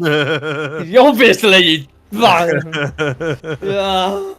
Okay, right. Fucking hell, mate. Feels a bit better. All right. So he's gonna do 1d6 of damage at you. So that's 4 plus his thingy to it. It's gonna be 9 point of damage, slashing damage. Half it. Half it. Arthur. And then he's gonna go ahead. Oh yeah, he gets 2 attacks. He's gonna go ahead and do his second attack. Did he miss the first one? Did I already roll 2? Yeah, I'm pretty sure I did. Oh, okay. Never mind then. Didn't he? Right, that'll do his turn then. I can't remember, to be honest with you. There's so many fucking things I have to track here. Right, next up is going to be Fulgrim. He's going to go ahead and make his attacks against you, LDB. He won't use his legendary Fantastic. actions because that seems a little bit silly. Silly, willy, Billy. Okay. Yeah, he's going to go ahead and do his multi-attack. So it's going to be one with his jaw, one with his slicer. Yeah. Let's go ahead and do that. So the one with the jaw is going to be a 24. The one with the slicer is going to be a 14. Okay, the 24 hits. Okay. That's pretty Bing, good. I think bang, that's bong. good. The 24 is a hitter. It's a big hitter. It's a fucker. It's an absolute fucker, actually. Oh, wow. I actually didn't realize it was that good. Okay. I just like rolling damage. That's going to be 7 points of damage to you. Okay, that's fine with me. Yeah. Okay, cool. That's going to end Fulgrim's turn. Next up is Fiscal. Fiscal. Has this guy reappeared now that he's hit me? Or... Yeah, he's broken out of his invisibility because he's taken an action. Interesting. So I'm going to go ahead and swipe at him with Scar's Venom. Okay, roll to hit. That is a 22 to hit. 22 definitely hits, yeah. Cool. So initially that is 5 damage. Cool. And Which one was that? Sorry, Wraith number 2? No, it was Wraith number 6. Wraith number 6, okay. And then give me a DC Constitution saving throw. That's going to be a 9. Yeah, he doesn't get that. Cool. So for 2 rounds, he Okay. will take. How many is that? Yeah, it's going to be top. 15 damage. 15, okay. So he's got Half, 15. yes. And he's going to take that damage now, so that And puts him on then, that amount. Okay. and then.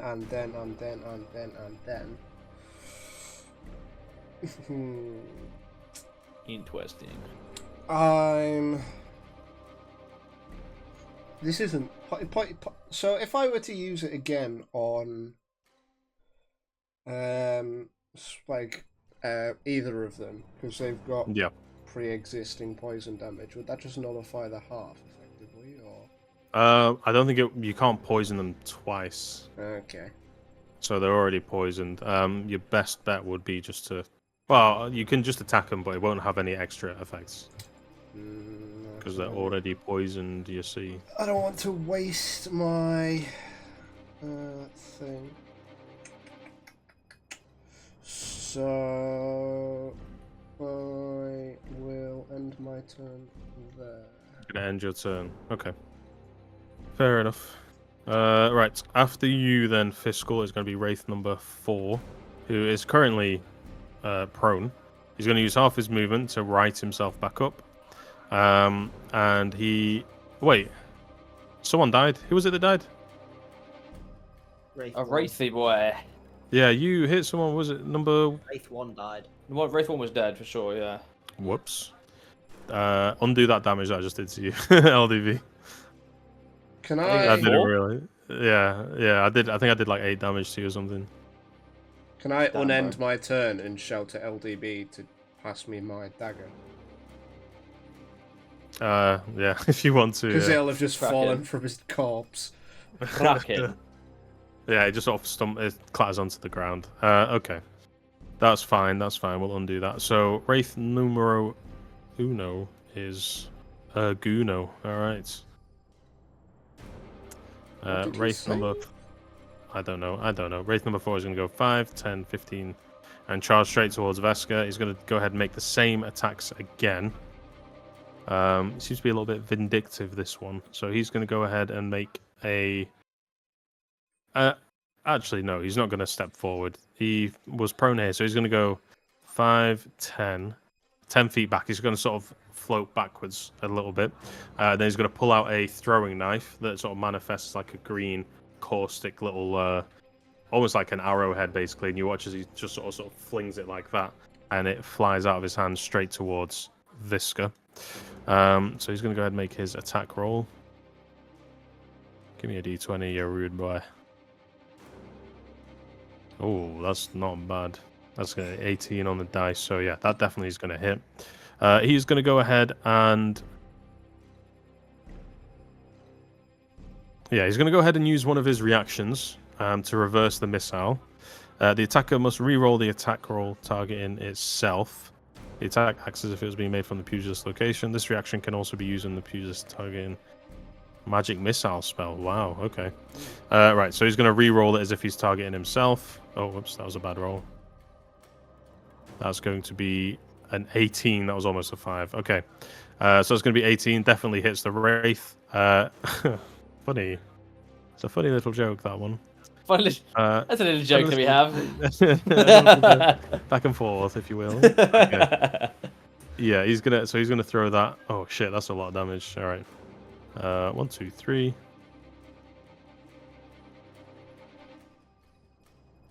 So that's going to be 8, 9, 10,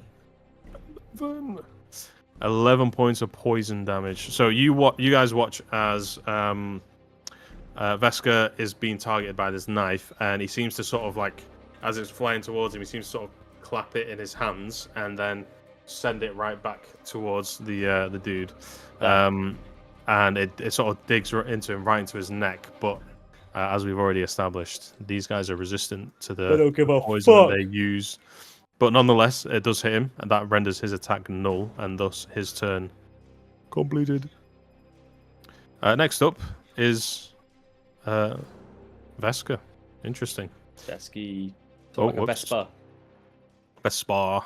But he's Vesca. Now that he's seen that Fiscal is getting a bit jammed up, he's going to go 5, 10, 15, 20 and stand right here. He's going to go ahead and use one of his attacks to punch Wraith number 2. So let's go ahead and... Whoops. That's a nat 20. Holy shit. God, okay. This guy's doing bits, man. What the hell? Fucking rippers to your team, man. 2d8. Oh, whoops, shit. So it's going to be 10 points of damage on that nat 20 to Wraith number 2. What's he on now, Wraith number 2? He's not looking good, Brev. Not looking good. Okay, he does that damage to Wraith number 2. I think he was going to use his other attack to hit Wraith number 4. But I think he's going to go ahead and just do the final attack on Wraith number 2. So let's go ahead and roll another d20. That's going to be 17 plus... Yeah, that hits. Okay, so another d8. Oh, only 1 on the d8. So he's going to take 4 points of damage. Fiscal, you're watching as Vesca sort of runs upwards and he starts doing like a flurry of blows, like...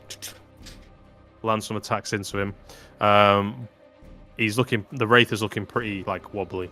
His whole form's like shifting. His armor's not being held in place, so it keeps slipping down, up and down. Yeah, he's looking really bad, Wraith number 2. But that's going to be the end of Visca's turn. After Vesca is going to be Wraith number 2. Cool. Do you want to roll the damage? Yeah, roll the damage. This could be it, actually. 13. 13. Yeah, that'll do it. Okay. You know what? You tell me. How does this guy die?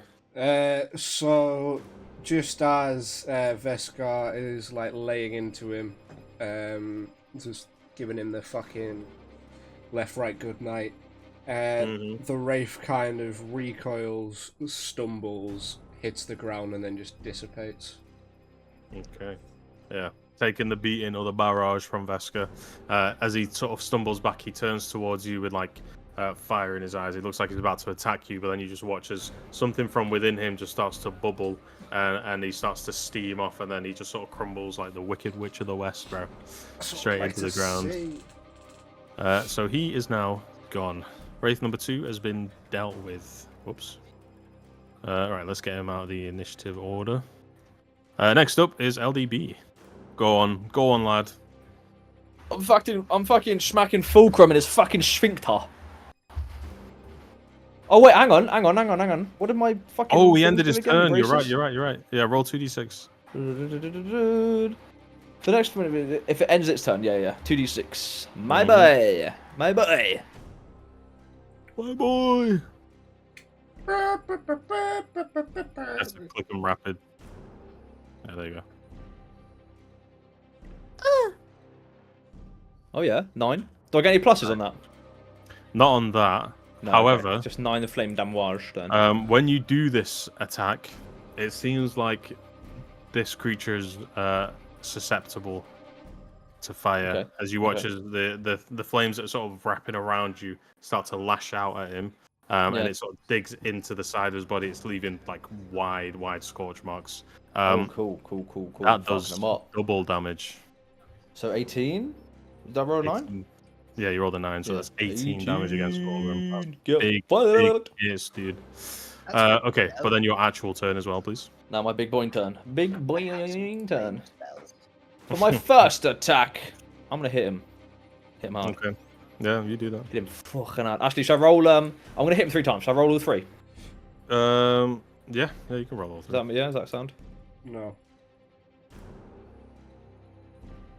Okay, so one of them hits, I believe. Well, I've got a 16 Yeah, so that one and a hits. 20 and a 24. A And 16. then a 10. Well, a 16, 24, and 10. Okay, the 16 will hit. The 24 will hit. The 10 will not. Okay, cool. And I shall roll my damn watch. I could never have predicted this.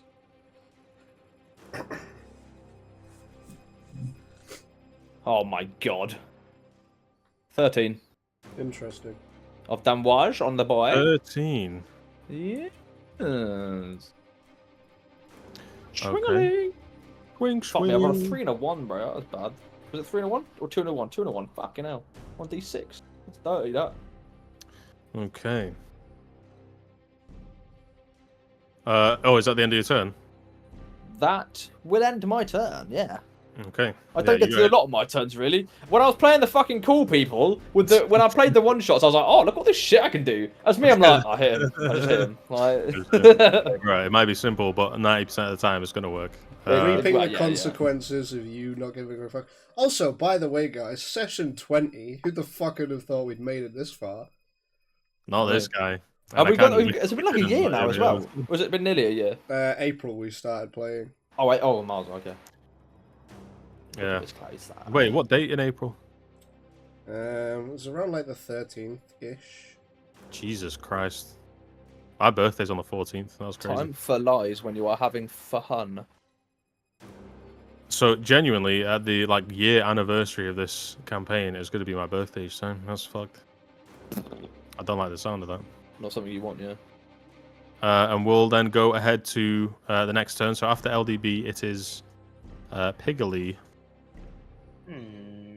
I will also just say as well, as LDB has done his most recent round of attacks, you watch as the scales and various parts on the back of this thing's body all start to chitter and vibrate in frequency with the device in the back that's now also vibrating. They seem to be chittering at the same time, and slowly the carapace starts to glow with lines of blue energy. They start to sort of pulse outward. But yeah, that's your turn now. Piggly, wiggly. Woo.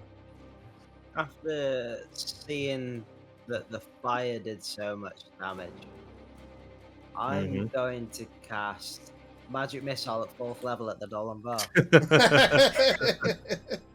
You love to see it. Another 6? Should call you Bat Fred. Fucking hell. Tomatoes! Funny you should say that. Oh. I got a 3-3-1-3-2-1. Okay, so all of those. 3 1 1 0 2 1 0 1 3 2 1 0. Alright, Bender, calm down. All of them are Dolan Bar. All of them. So how many was that again? Sorry. Guys, inside! 6 of them. 6. Okay. Fuck Oh, hell. fun with this. As long as it doesn't spoil the tea. Don't worry. Each time you roll these, they shift. So the chance 100! same thing. 100. Oh shit! Here we go. Bring You me the instantly just unicorn. combust. You combust. Okay, Why that you one actually. must? Okay, that one only relates to sorcery. So I'm gonna give you the option. Do you want to shift up or down? Because the 100 is to restore sorcery points, which you don't have. Up? You want to 101, shift? obviously. You want to shift up? Oh, this one ain't good, bro. You expend Down, I all of said your. Oh, you said down. Okay, you want to go down? Okay. You are. Okay, yeah. A sheep. As you sort of try and harmonize with the resonance of the Dolan Var, there seems to be like a weird discordant high pitch pierces your ears, and you sort of stagger from it. For the next minute, you and everyone within 30 feet of you gain vulnerability to piercing damage.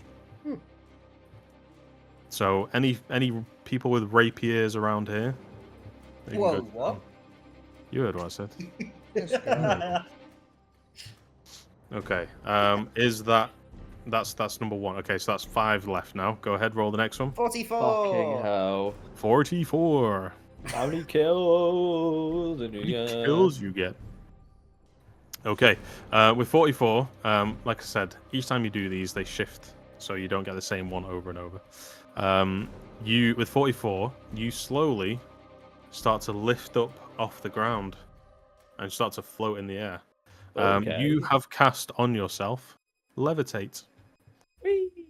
So let me just find out exactly how that spell works. Can I teleport yet? You can't teleport still, no. Even if I'm in the air, Yeah. even floating. Levitate. Okay, let me just see how this works. So, with levitate, you rise vertically up to 20 feet, and you remain suspended there for the duration. It says something about weight, which you don't need to worry about. You can only be moved by pushing or pulling against a fixed object or surface within reach, such as a wall or ceiling. It allows you to move as if you were climbing. You can change your altitude by 20 feet in either direction on your turn. You can, basically, if it's your turn, you can move up or down as part of your move. Otherwise, yeah, that's all you do. So basically, you're just floating. How long does that 20 last for? yeah. For him, it's going to last for 10 minutes. Now, this is normally a concentration spell, but because of the type of magic that the Dolan Var does, you don't have to concentrate on it. So you just have this effect for the next 10 rounds. Nice. Okay, so that's 2 down now. Another 4 to go. This is so fucking dumb. What was that? 7. And number 7. Okay. You feel something welling up inside you as the chaotic energy of the Dolan Var seems to penetrate. It's a shit. Penetrate real deep. Ejaculation. And you feel Hang on, like you're mate. about to throw up. You will now cast Dragon's Breath, but the damage type is random. So let me find out how Dragon's Breath works. Dragon's Damn, that sounded Breath. cool. It does sound pretty sick, right? Can I hit Ray 4? That's the question. That is the question. Okay, Dragon's Breath. Okay, so we're gonna randomize this. 1, 2, 3, 4, 5. Choose a number between 1 and 5. 3. Wow, you actually chose fire. That's crazy. Okay, so that's going to be a fire attack. You flying do this dragon? attack. It's got 15-foot reach in a cone, and everyone who's in that area will make a dexterity saving throw. Although exactly, Within 15 feet of me. yeah, 15 feet. No one's within 15 feet. No. Good Hey, eat. man. That's unfortunate. You are going to have to cast it somewhere, though. I'll cast it to Shabuji. Ray 4. Cast it behind you. See if you can use it to propel yourself like a jet. Yeah. Oh yeah, I'll do that. Yeah. Okay. Yeah, you turn while you're 20 feet in the air. Actually, I've got a thing for this. Bosh. That's 30 feet, but you get the idea. You're now floating in the air. Oops, that doesn't rotate you. I'm a ghost. Yeah, you're 30 feet in the air, and then you turn and you cast fire breath outwards towards the wall. Just roll the 3d6 anyway. See what happens. The higher the damage, the more likely it is you're going to actually push yourself. What was it 3d6? 3d6, yeah. 11. 11 points of damage. Okay. I'll say that's enough to move you 5 feet in a direction. So you can pick which way you want to go. You just have to move the base of that. Yeah, there you go. Wingardium Leviosa. Leviosa. Okay, that's 3 left now on your Dolan Var rolls. Go ahead. Yeah. Fuck This me, next this one will guy's be- turn just doesn't stop. Fucking hell. Who doesn't love to gamble? 35. 35. Come on up. Okay. Fuck off. You watch as, What? frost starts to form on your clothes, on your robes, and sort of like on the edges of your hair. For the next minute, you can cast Ray of Frost as a bonus action. Aye, aye. Oi, cheeky. How far does that go? How far does Ray of Frost go? I think you've got that spell already, Brayden. Oh. I think, anyway. But I will find out. It travels the whole Ray of length Frost of is the a board. 60-foot range. Oh, And that's it useful. is. not It does sheep. 1d8 cold damage and reduces their movement by 10 feet. I have Scorching Ray, I don't have Ray of Frost. Okay. As much as I miss Braden gambling, it does fucking suck. He does no damage to anyone on these turns. The most thing he's done is fucking healed everyone, including Yeah. the enemies. Including the bad guys, yeah. That's the most impactful fucking thing that he had. Okay. 5, No, 10. Dan, you're forgetting about the T. Oh, the T, that's game changing to me. That's pretty big. Actually, yeah, it is. Okay, That's so huge. Piggly, you can hit anyone basically in this bottom section of the map with Ray of Frost. Fulgrim looking awful juicy. Yeah, go ahead if you want to attack him. Make a spell attack. Well, What was the Bill. roll for it? What was the what? What was the roll for it? Just roll your attack for Scorching Ray, but replace the damage with a D8. So just see if it lands first, because it'll be the same modifiers for Scorching Ray than it is for Ray of Frost. 5. 5 to hit, does not hit Oh, Fulgrim. to hit. Oh. Yeah. Is Is that an 20? You. Goddamn. Okay, I gotta go fuck ahead. you. Go ahead, roll the damage again then. What is this music, dude? You know what we get around our beds? Oh, what was that? Hmm? 40? It's in Doom music. 16. You're not Oh, wrong. because it was a D20. Yeah.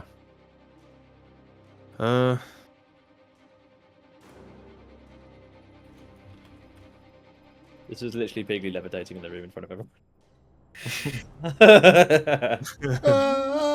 Why does he look like that? Piggly, what are you doing?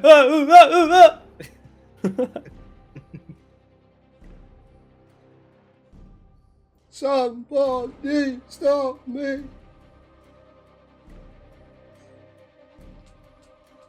For intense workout, you're too right, it is, yeah. This is a Bro, damn I need to workout start right now. making voice clips for this, bro. Imagine having a monologue by one of the creatures with this exact fucking voice. I was thinking that. I was thinking, shit. Imagine Fulgrim's like, I'm gonna fucking eat you. Like, okay, whoa. I might actually get a voice changer just to do some shit like that. That's Okay, fucking sick.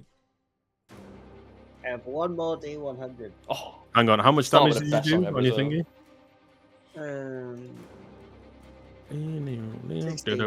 16. Okay. Cool. Okay. So you've got 2 more, I'm pretty sure.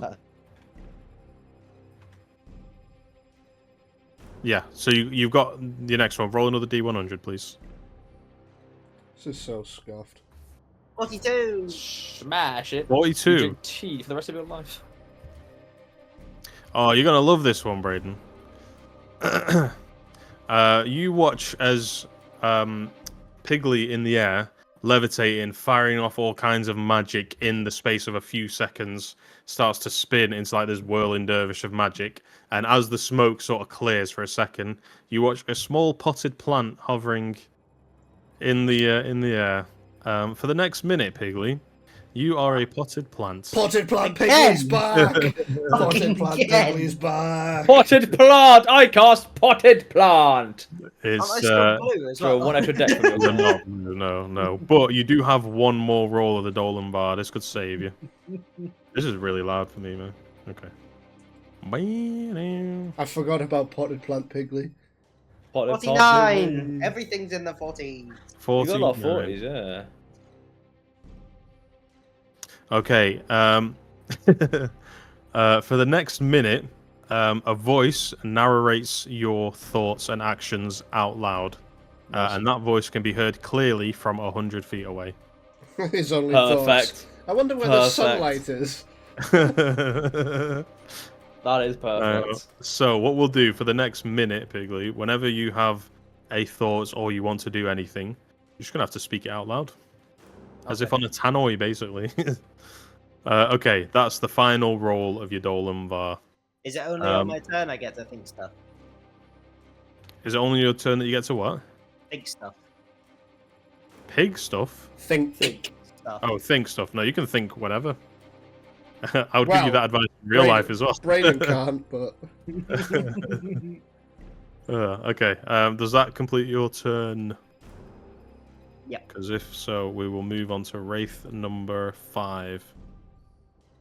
Where is Wraith number 5? He's over here. Okay, he's going to continue. Yeah, Wraith 5 and 3 are going to continue focusing on the artifacts. And you watch as it raises slightly higher into the air. And the various... I don't know how to make him go the right way off. The various chitinous cores on the on Fulgrim start to chitter loudly, like I said, in resonance with the sound that's being emitted from the frequency of that device. And again, his body starts to sort of split open a little bit, and as it does, there's like a thin blue line everywhere that like parts of his muscle and his sinew separate. He looks almost like one of those deep sea creatures that you would see like in the dark. It's got like random bioluminescent markings all over it. But that'll be their turn. Who's after that? Wraith number 6. That was Fulcrum's turn. No, that was at the... He finished his... That was the two guys doing the traveling, whatever. Yeah, they're still carrying on. Yep. Fulcrum is resonating or harmonizing with it. He seems to be getting a bit more power from that. Okay, Wraith number 6, he's just going to go ahead and make his attacks against you, Fiscal. Can't roll his damage for the players. Yeah, go ahead. That is 10. 10, okay. Yeah, he... that'll be 5. He's looking pretty weak right about now. He's taken a couple of hits, and also the poison has been working its magic. But nonetheless, he's still up and able to attack. So attack he will. He's going to make 2 attacks against you with his Blade of Shadow. Uncanny dodge. Bash. That's fine, because one was a 2 and the other was a 3. So neither of those hits. Don't need it. Okay. Not necessary. No. Well, that'll complete his turn. Next up is Fulgrim. He is going to position himself like this. And he is... Will he position himself like that? Yeah, he will. He'll position himself like that. Okay, he's going to use one of his... He's reached a certain threshold with his HP now, and he gets... as he's getting a bit more angry in it, almost like he's raging, he's going into a fury, and his body's reacting to this intense magic from the device in the center. He will go ahead and release a pulse outwards, and this pulse means that every creature within 30 feet has its speed reduced to 0 until the start of its next turn. Each creature within 15 feet has to make a DC 17 dexterity saving throw. So that would be just LDB. Yay. 5, 10, 15. Oh, what a tune. Dexterity saving, eh? Yeah, you have to beat 17.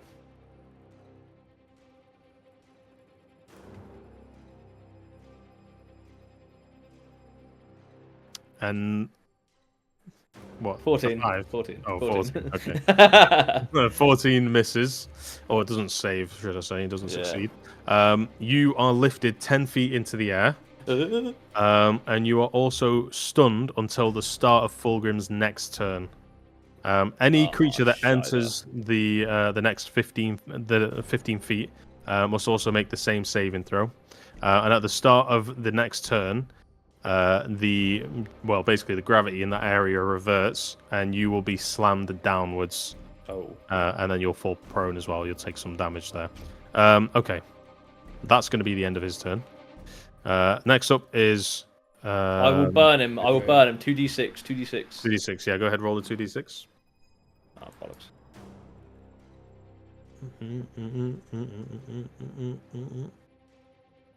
9.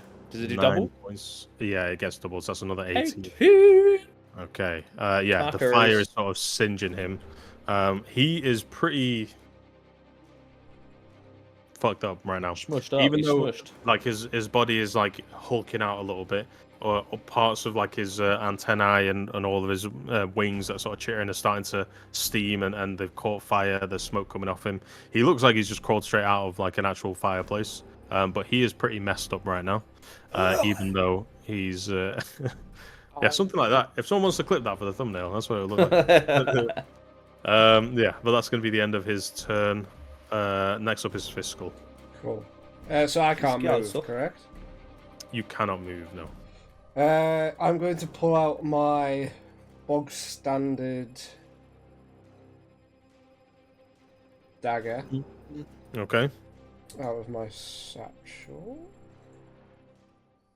And wait for it to appear in my fucking inventory. And then I'm gonna go for where the fuck is he on? Did I not just? I thought I did. Why aren't you? There you go. And then I'm going to go in for an attack against 6. If that's okay. Number 6. Yeah, go ahead. Yeah. And that is a 21 to hit. 21 definitely is, yeah. Cool. And that is 5 points of damage. 5 points of damage. Yeah. 5 points of damage will do it. How do you want to finish this beast's life? I'm just kind of gonna go into like sort of a frenzy. Okay. Just being fucking sick of these wraiths, I'm just gonna start swiping kind of with all my might until it's like just swiping through it intensely as the gaps take longer to reform. Yeah. Basically, what you guys see is Fiscal with probably one of the first hints of frustration that you've seen him in is swiping relentlessly at this thing.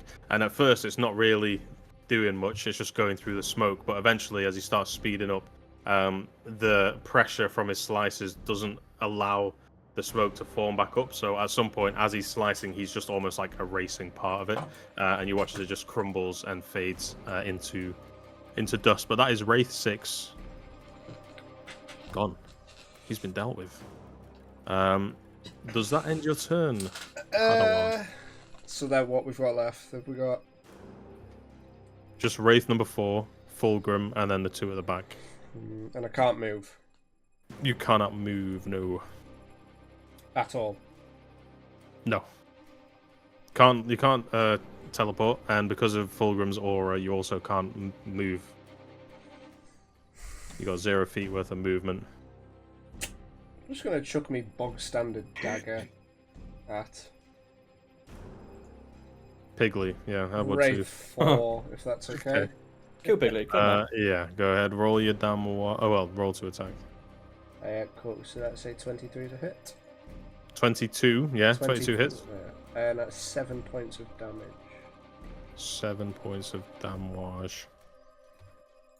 Okay. Yeah, that'll do it for Wraith number 4 as well. Actually. Same thing again.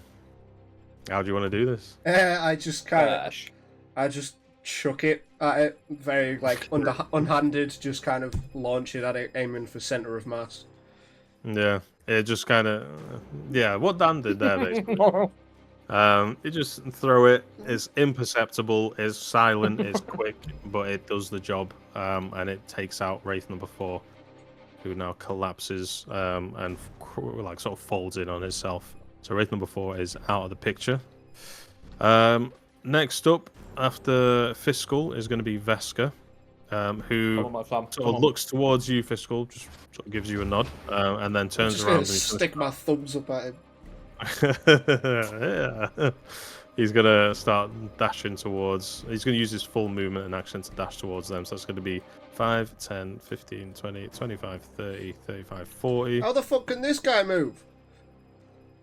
Oh, yeah, shit, he can't move. Sorry, yeah, he can't. Good shout. He can't move. He's stuck. Yeah, he can't do anything, actually. He's just going to look towards you. The effect that's happening in this area is almost like... Let me see if I can find... The only picture I can think is that one bit from Bleach. Yeah.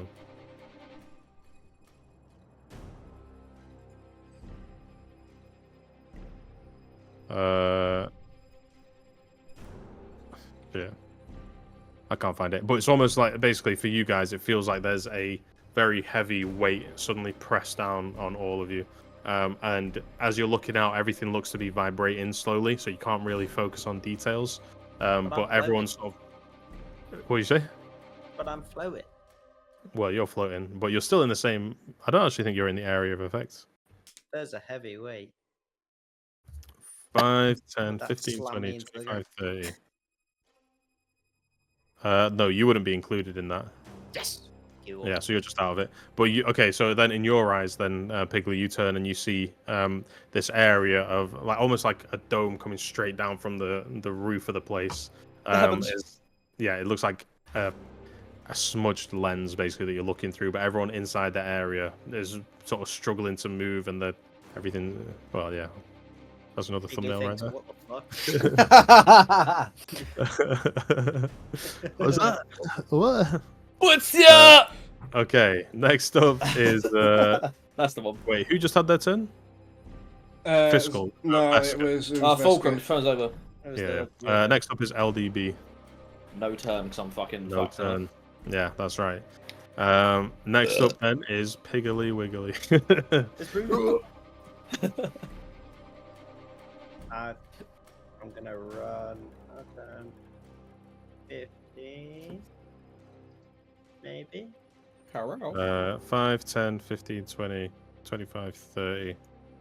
Yeah, if you were to go there, you would be in the zone. Basically, the space that you want to aim for to not be there will be between the fireplace here and the pillar. That's the path you want to take, and you will avoid it.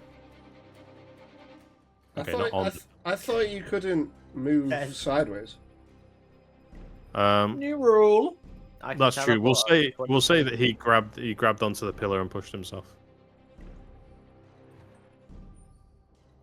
What are you doing, Piggly? I'm going to use so many choices. What is this fucking music, man? Can I still see what's inside? Oh, this, it's Doom over this already. What easy the fuck? dome? Doom was a bit quick, man. Fuck. What did you say? Can I still see what's inside this hazy dome? You can still see inside it, yeah. It's just if you were to enter it, your speed would reduce to 0. Sugar. Shit, how far? What's the range? How far is he away? I'm Okay. gonna use Scorching Ray on Pilgrim. You want to use Scorching Ray? Okay. What level? 3rd. How many bolts is that? Good. Good question for that. 3. Don't fuck us up here. 3 bolts. 4. 4 bolts. Okay. Roll attack for each. Roll to hit for each of those. 12, 15, Misses. Hits. 19, Hits. 22. 22. Okay, so 3 of those 4 hits. Roll the damage for those 3. 10, 10. 7, Yeah. 6.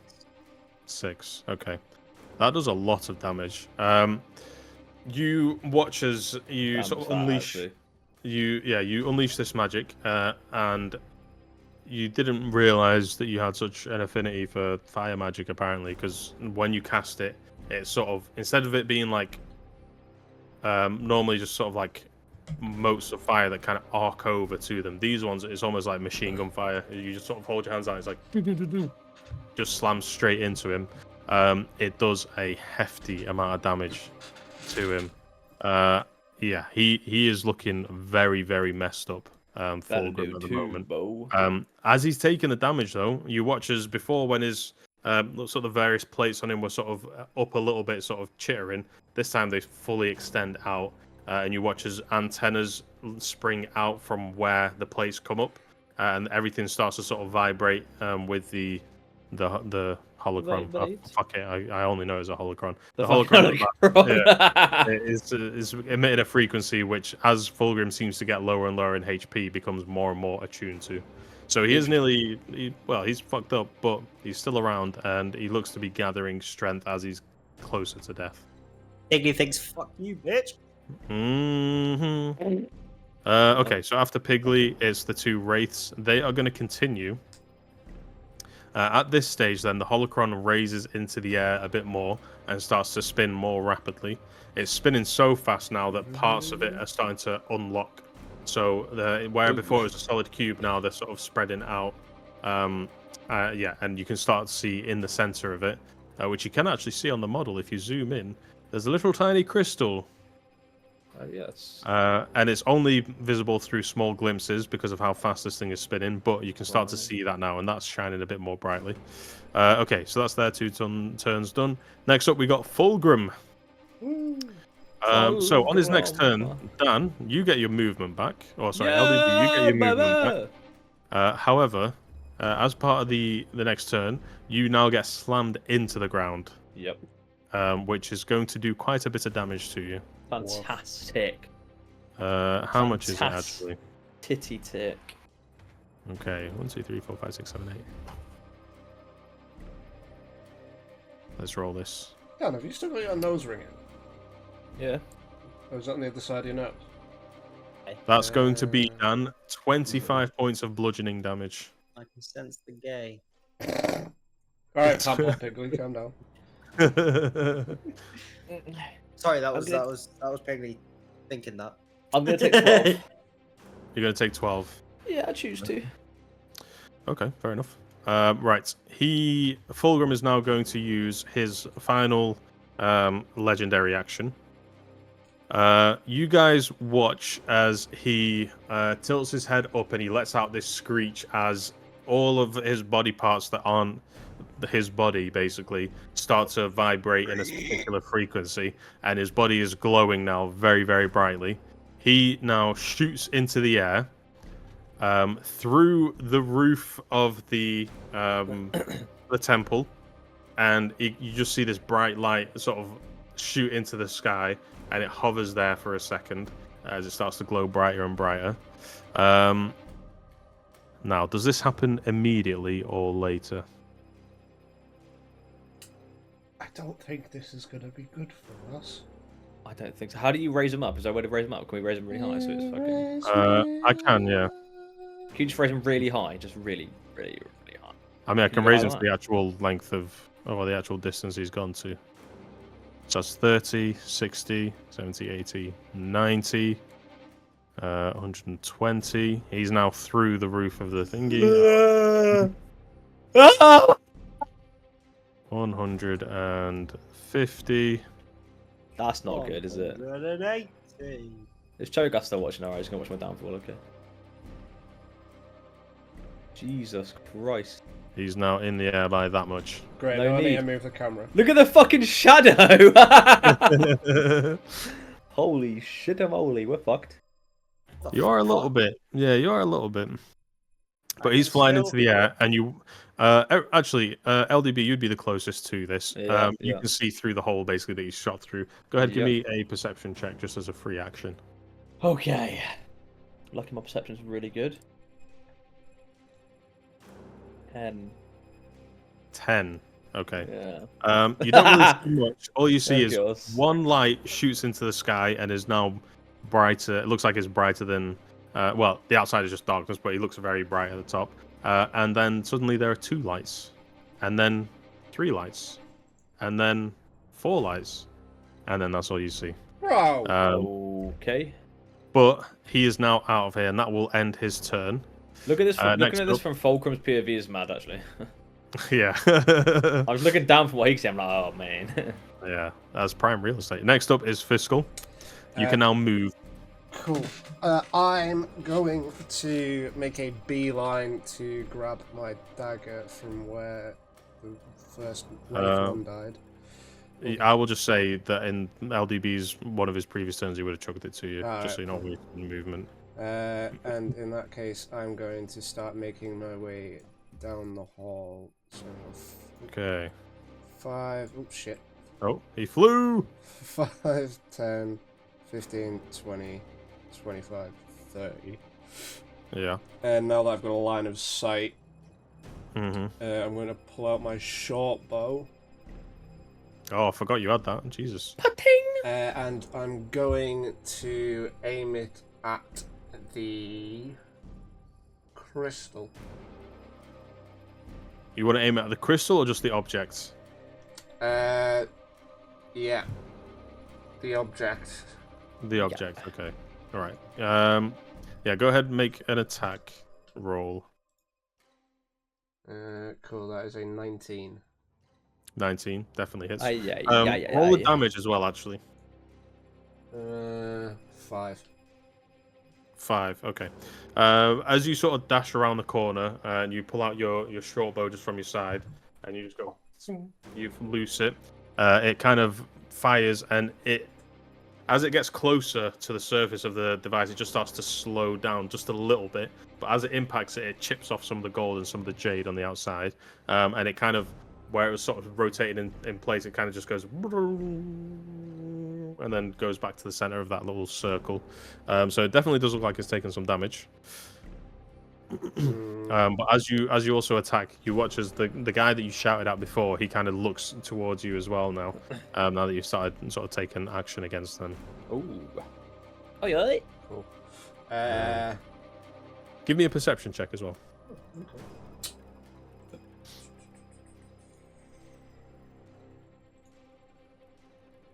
How's an 11 for you?